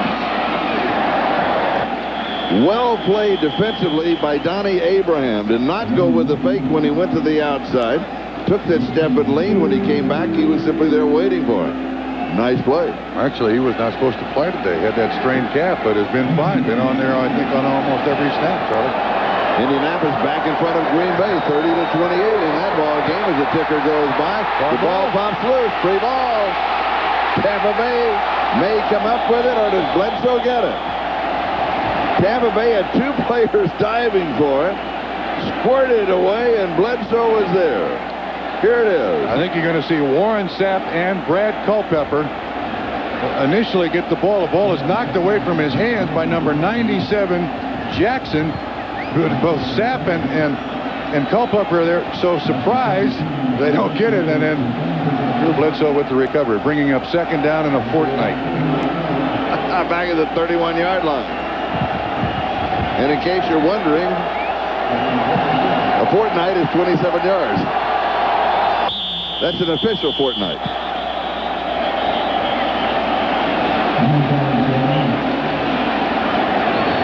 Here's the flag. False start. Offense. Goodness. Prior to the snap, number 71. 5-yard penalty. Still second down. I really hate to say this. Say it. All right, There's the movement. Yeah, that's Rucci picks his hands up off the ground. Go ahead, say it, Charlie. What else can go wrong? It will.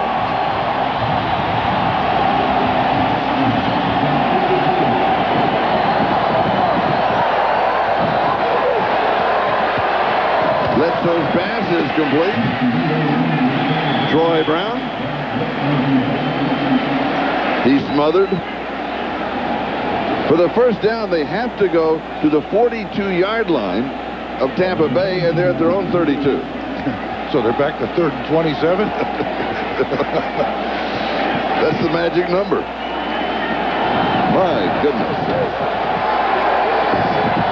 New England will host Miami next week. Tampa Bay's at Chicago. Deep over the middle, it's intercepted. Tampa Bay has the ball again. Fumble.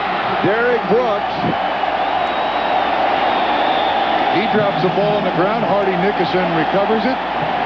Drew says, what the heck? Who cares? Going to be late down the middle. Brooks 55, big zone, just dropping. Looks like he's trying to get it to Troy Brown. His first interception of the year. And then Rucci kind of strips it away. Nickerson comes up with the football.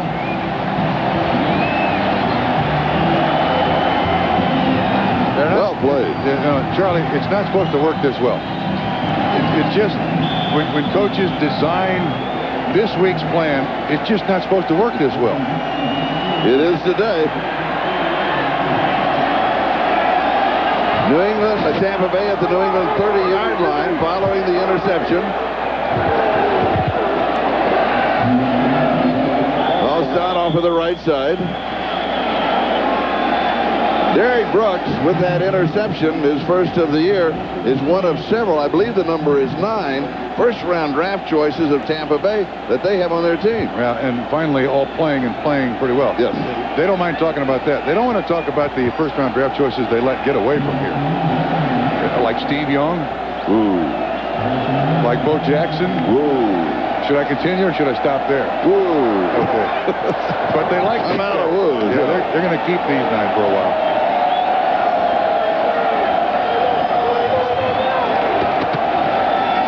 Warwick done.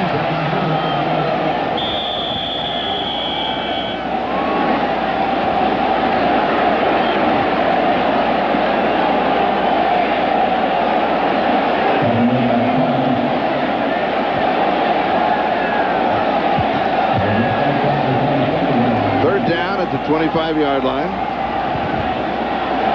Mike Allstott, 91 yards rushing, 16 carries, 59 of his 91 yards after first contact. And he's not done. Tony Dungy has to be very pleased the way his play. Third down.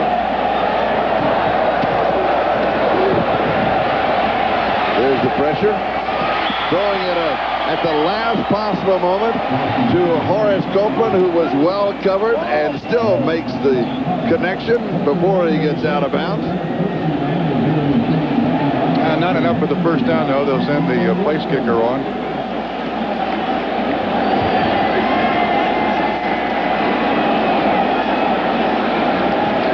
Husted. Steve Walsh is the holder. Jim Pine is the snapper. This one from 45 yards. Last attempt, Walsh could not get the hold down. Husted in the ballgame is hit from 44 yards. Good snap, good hold, and it's there. 3 more points for Tampa Bay. 27-0. Back with the kickoff. 5:16 time remaining in the ball game. What an afternoon for Trent Dilfer and the Tampa Bay Buccaneers. They have all played so exceptionally well. This one will go through for the touchback, bring it out to the 20-yard line. Time now for Charlie's memories of games that I've broadcast in the past. Thinking of the New England Patriots, you go back to the year 1970. That was the end of their first decade at Harvard Stadium. Late that year, I was broadcasting with George Radham and Jim Nance. One of the great running backs for the New England Patriots, Mike Tolliver, was one of the several quarterbacks that they had during that era. So it was really interesting. That's a little bit of a bad snap, but all kinds of interesting things can happen in Harvard Stadium. Yeah, you know one of the things I do remember, though, is that there was long lines for the bathrooms. Yeah. You know, Nance is a lot like Allstott. That's right. He played that way for the Boston Patriots. You're absolutely right. Flag is down. Curtis Martin. If it holds up, it would break the 1,000 yards, but no, it's going to come back. He came in the ballgame needing only 12 yards to reach the 1,000-yard mark, and it has been a major struggle. Yeah, here's the call. I want to go back to Harvard Stadium. Okay. I got a story. Offense, number 87, 10-yard penalty. Repeat the down, first down. On Ben Coates, you mentioned Harvard Stadium. We played the Patriots in 1969 in Harvard Stadium. And that was back when we had players who had to go to the Army Reserve. Our punter went to the Army Reserve. Paul Brown called a punter that we had in training camp. And this was late November. And they bring the kid in, and the young man punts 3 times in the first half. The first one was for 2 yards. The next one was for minus yards in the third one. He missed. Paul Brown cut him at halftime. Told his son Mike Brown, write him a check. He didn't even fly in the plane to Cincinnati back with us. They cut him at halftime. We went out on the field. He took a shower. They had somebody take him to Logan Airport, and he flew out. We never saw him again. Oh, I love it. Oh, man. Sean Jefferson with that last reception. Yeah, I'm sure the Patriots would love to just deal with memories today as opposed to what's you're happening. right, yes. Now at their own 23-yard line. Second down and 7. Martin now jumps to the outside, has the corner. He's got the 1,000 yards. He goes out at the 41-yard line. John Lynch of Stanford in La Jolla, California, in hot pursuit. 18 yards on the play. That's a nice list of running backs in each of their first 3 seasons with 1,000 yards. Brockington, Dorsett, Campbell, Anderson, Andrews, Dickerson, Sanders. Well, Davis did it so far this year, and Curtis Martin. So congratulations to Curtis Martin. It's been a struggle today. Ball is loose. It's a fumble. Warren Sapp hit him. And it's putting several moves on after the hit. Man. Tampa Bay has the ball. Sapp didn't even bother to chase the ball, did he? He said, I've done my job. I got the ball loose. Sapp jumps right around the guard. And for his waistline, Warren Sapp is a heck of an athlete. He's running around practice, trying to dunk the ball and all kinds of things. This defensive line has owned New England today. Jason Manecki recovers a fumble. 3 turnovers in the last 3 possessions by New England.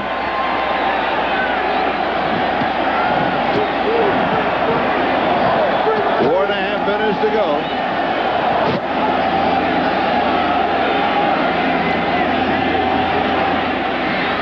Eric Rett.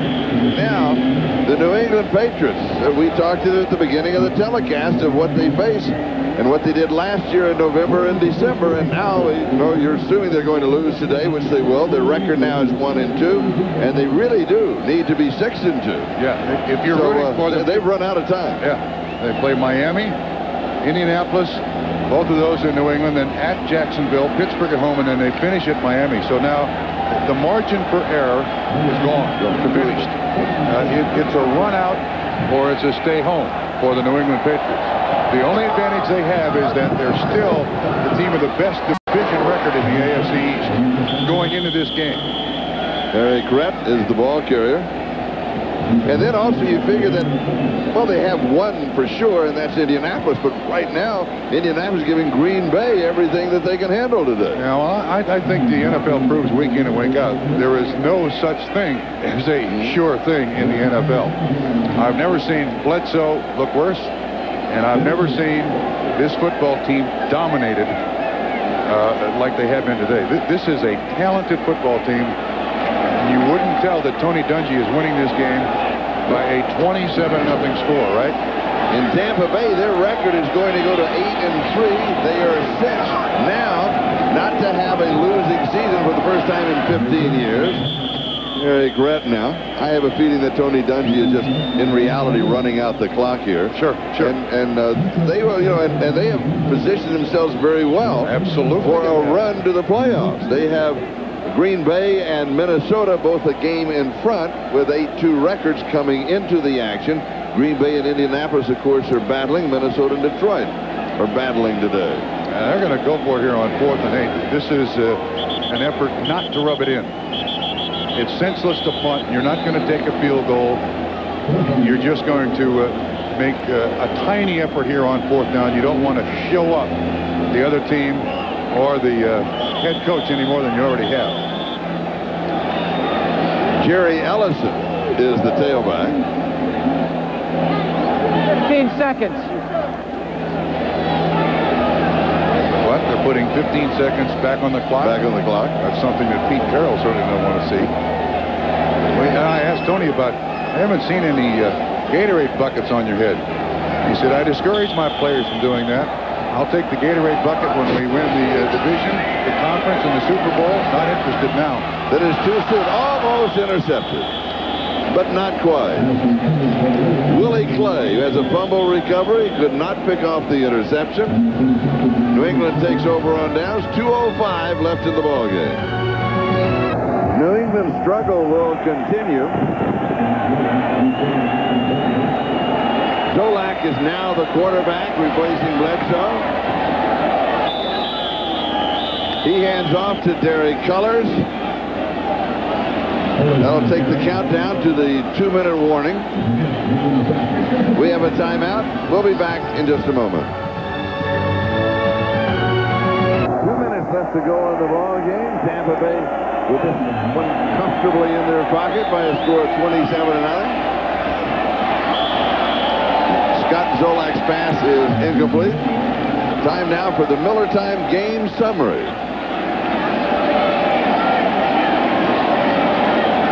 Dilfer, 21 of 29, 209 yards. Last Bucks win by a shutout. 1985 against the St. Louis Cardinals. Yeah, unexpected.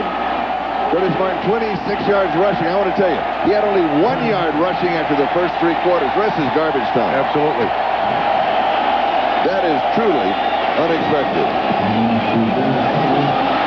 Derek Cullors down the sideline and out of bounds. Cullors, with only 3 yards rushing on 1 carry coming into this ballgame, now has 22 to add to his total. Charles Mincy with the stop. Charlie, here's to prove your point, the way the Buccaneers dominated Curtis Martin. 32 yards in the 4th. Absolutely an astounding performance by what I thought was a good defense. I didn't think it was this good. And Drew Bledsoe's numbers, that has to be one of his worst days ever as a professional quarterback. And sacked 5 times. He's been sacked only 18 times on the season coming into the ballgame. Cullors again sliding around the right side. Tampa Bay's remaining schedule. And some interesting things are happening today as you look at this at Chicago, at the Giants, Green Bay, who, by the way, is losing right now, at the Jets, and then Chicago. Minnesota is also losing. If that holds up, then Tampa Bay, with an 8-3 record, will be tied with Green Bay and Minnesota atop the NFC Central. And this one is dropped by Derek Cullors. I would have never believed it. Isn't that amazing? I would have never, absolutely never believed it. And if you had to pick one man, one person, you're looking at him right now, number 40. What a load he has been today, Mike Allston. I'm not sure what else he could have done. Yeah, he didn't kick, he didn't punt, but he could have. They just didn't need him to. But yeah, you're absolutely correct. I mean, his second effort, from the first time he had the ball to the last time he had the ball, just set the tone for Tony Dungy's team.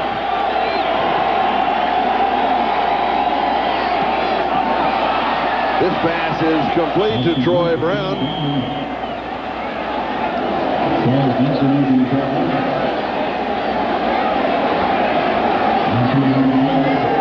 Taking the countdown inside the last minute of play. 54 seconds and counting, time remaining. First down, the Patriots scramble, try to get something on the board, if at all possible. Scott Zolak, the quarterback, 3 of 3 coming into the ball game, so he really hasn't had that many opportunities. Offense in a hurry-up mode at the 9-yard line, where it's going to be second down. Swings this one to the right and juggled by Derek Cullors. It is incomplete. Does stop the clock with 21 seconds left. I don't know how New England recovers from this. Off of the emotional win last week against Buffalo, at Buffalo, 31-10. They go home to host Miami. Yeah. And I think Pete, last time we talked to him, he felt good about his team's performance. And said they had a good week of practice. But they just got hit by an anvil named Allstock. People bouncing off of him all day long. Miami plays tomorrow night. They host Buffalo. Here's Cullors to the left side. He'll pick up the first down. They'll stop the clock with 14 seconds. John Lynch makes the tackle. They want that opportunity. They want to avoid the shutout. No question about it. Sure. And of course, the Tampa fans, who for years have had nothing to cheer about, are upset that New England's trying to burst their bubble. Come on, give us a shutout. We haven't had much to cheer about over the years. Starting next year, they'll have a lot more to cheer about. That new stadium next door. Yeah, right next door. State of the art, shall we say? We saw a model of it, and also a model of the of one of the suites. Really impressive. And what Tony Dungy has done here is impressive. Absolutely. He has pulled this together. He really has. Yeah. It was a long wait for him, and much longer than anybody thought. But as he said in the pregame show, sometimes you wait and you wait and you wonder. Timeout. This has to be by Tampa Bay, because you cannot take back-to-back timeouts in the National Football League anymore. And they had their own personnel on the field. Derek Brooks showed up late. The thing I like about Tony is that he waited 15 years for his first head coaching job, and if you believe the papers and the people who pay attention to the NFL, he was Tampa's third choice. Behind Jimmy Johnson and Steve Spurrier. He came in proudly. He hired assistants who said, think the way I think. Coach my philosophy. He doesn't yell at players. He talks to them. He says it's more important to me to get along with them than. And coaches go home at 7 o'clock. Yeah, we go home and you know what he said? With our families. He says, I go at 7 o'clock. If they're there, I walk in and say, there's a bomb scare in the building. Everybody out. And he does. Everybody goes home at 7. And the players have responded. Yes. First and goal. Into the end zone. It is caught. Touchdown. Lovett Purnell, his third touchdown of the year, and for New England, finally into the end zone in the ball game with 8 seconds left. Good job by Zolak. Outside release by the tight end, just gets behind the safety. Actually, it's a linebacker, Derek Brooks. He was late getting into the lineup. And Charlie, you can see that this defense is visibly upset because they didn't get the shutout. They wanted that shutout. Vinatieri with the extra point. New England pulls within 20 with the onside kick to come. Well, if you were just out in the cranberry bog, you made the right choice. If you picked cranberries today or did something other than sit down to watch the Patriots play, man, did you make the right choice. If you're a Tampa Bay fan and you were with us from the get-go, then you also made the right choice. Absolutely made the right choice. NFC Central standings. Right now, Tampa Bay, as I mentioned a moment ago, Green Bay and Minnesota in close ball games are losing. Now they're tied. Send us a note on it. Here it is. Oh, that's the wrong note. Write us a note. New England now, their record will be 6-5. Jets play later today at Chicago, and Miami plays tomorrow night. Well, I was going to. The only thing that helps New England, Green Bay in the division. Green Bay, Indianapolis are tied at 38. Who would have thought that? That's interesting. That's surprising too. Yes. Well, Pete Carroll has already gone through a 3-game losing streak with this football team, and now this devastating defeat. And I mean, they were overpowered, and I didn't think anybody could do that to New England. He's got to challenge everybody next week. Onside kick has to go 10 yards, and it is recovered. It does go. Is that Allstott? No, that's the Dave Moore, the tight end. Recovered after he goes about 12 yards on the play. It is Dave Moore. Clean catch. 7 seconds still on the scoreboard. So Tampa Bay will, with Steve Walsh at quarterback, Charlie, they're going just to kneel down. Who do you give the game ball here for Tampa? Is it Allstott? Oh, yeah. Oh, yeah. Look at Dilfer. 21 of 29. Allstott, though, because he was able to do things over what Allstott could do. He was running so well, he could play action fake, buy all kinds of. If I was giving 2 game balls, I give them both to Allstott. Okay. Here's what. I give 3. Give one to your mom and one to your dad and keep one yourself. It was an impressive performance. He was unbelievable. and so were the Tampa Bay Buccaneers. Don't go away. We'll be back in a moment. The final is Tampa Bay 27 and New England 7. In what everyone thought would be a very close ball game. It did not turn out that way. It was Tampa Bay at the beginning, the middle, and the end. No question about it.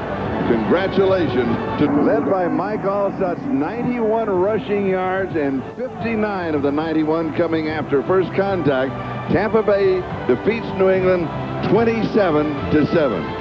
Stay with us tonight on Dateline as a fire breaks out in a hotel room while you're fast asleep. Find out how you can get out alive. Get out alive. Then an all-new Jenny, followed by the network television premiere of Batman Forever, starring Jim Carrey, Tommy Lee Jones, and Val Kilmer. Stay tuned for all of the scores and highlights on the Sun America Postgame Report with Greg Gumbel. For Bob Trumpy, I'm Charlie Jones. Two portraits of victory and of defeat. You're watching the NFL on NBC, network of the Super Bowl. Trent Dilfer, is this the most impressive performance that you've had this year? Yeah, I think this is the most physical we've ever been as a football team. You know, when you limit the New England Patriots to 0 first downs in the first half, and offensively you can run pretty much any play you call and have success doing it. That's physical football. That's what we want to do. That's what we want to do the remainder of the year, is be physical with teams, make them play us 60 minutes, make them take on lead blockers, make them play hard, tough-nosed football. And if we feel if we can do that, if we can get that kind of game with teams, that we'll have a great deal of success come down the stretch. Trent, your final number is 21 of 29, 209, a touchdown and an interception, and most of it seemed to be off of the play action. The threat of Alstott running it just absolutely hammered New England so effectively that you didn't really have that many tough throws today, did you? No, you know, any quarterback can have success if his team's running the ball well, and that's been something I've been blessed with in a lot of games this year, that we've run the ball very well, and it just makes it so much easier for the quarterback. And the one thing, though, is when we did have to tell them we were going to throw it today, I had great protection, and my receivers did a great job getting open and made my job really easy. All right, well, get back to your young child, and congratulations, and we'll see you soon. Good luck. Thank you very much. Okay, back to New York. All right, Charlie, what a day for Trent Dilfer. What a day for the Tampa Bay Bucks. You have to give them kudos everywhere around. Their game was just solid today. And let's not underestimate the job that they did, but let's also take a look at this New England Patriots team right now, because I thought at one point there in the fourth quarter, they kind of spit the bit in this ball game. They just looked like a team, and I go back to the whole coaching change situation. They wanted a softer hand. They thought Bill Parcells was in their face too much. The whole 9 yards of that thing. And today it looks like the team just could not handle that softer edge. They are not nearly as physical a football team as they were a season ago, and Tampa Bay took it and just shoved it right down their throats. Sam, how do you explain a turnaround in the Patriots, who started the season 4-0, and you look at their record now, they are 6-5, and you have to wonder whether or not you're going to see them in the postseason? You know, I mentioned to your name again, Chris Collinsworth. I mentioned to him earlier, as you watch the team, watch the body language of the Patriots, they look like a team without a heart. I mean, they didn't look like they had the fire. You come out of that locker room in a big ball game like this, you want to be fired up, ready to go. Guys are pumping each other up. That didn't happen out here, and as soon as one thing went wrong, it seemed to beget something else going wrong with the New England Patriots. On the other hand, they were playing a very good football team in Tampa Bay, and when you're playing a good team and you start to give a little bit like that, you're going to get that heel right in the throat. Well, if the Patriots are going to get anything back, they begin next week. They go home and they host the Miami Dolphins in yet another big game in the NFC East. But meanwhile, the Tampa Bay Bucks improve to 8-3. The Patriots fall to 6-5. What an unbelievable game in Indianapolis today. The upset of the season. The Colts knock off the Green Bay Packers 41-38. The game winner came from Kerry Blanchard. Blanchard from 20 yards out in the final seconds. 3 seconds remaining on the clock, and Blanchard kicked it up and through to give the Colts not just their first win of the season, but over the defending Super Bowl champions. I mean, that's an unbelievable accomplishment for the Indianapolis Colts team and coaching staff. And the thing that we were talking about with the Green Bay Packers coming into this game were the problems that they were having on the offensive side of the football. Simply was not the case today. They did fine on the offensive side. Now problems on the defensive side of the ball.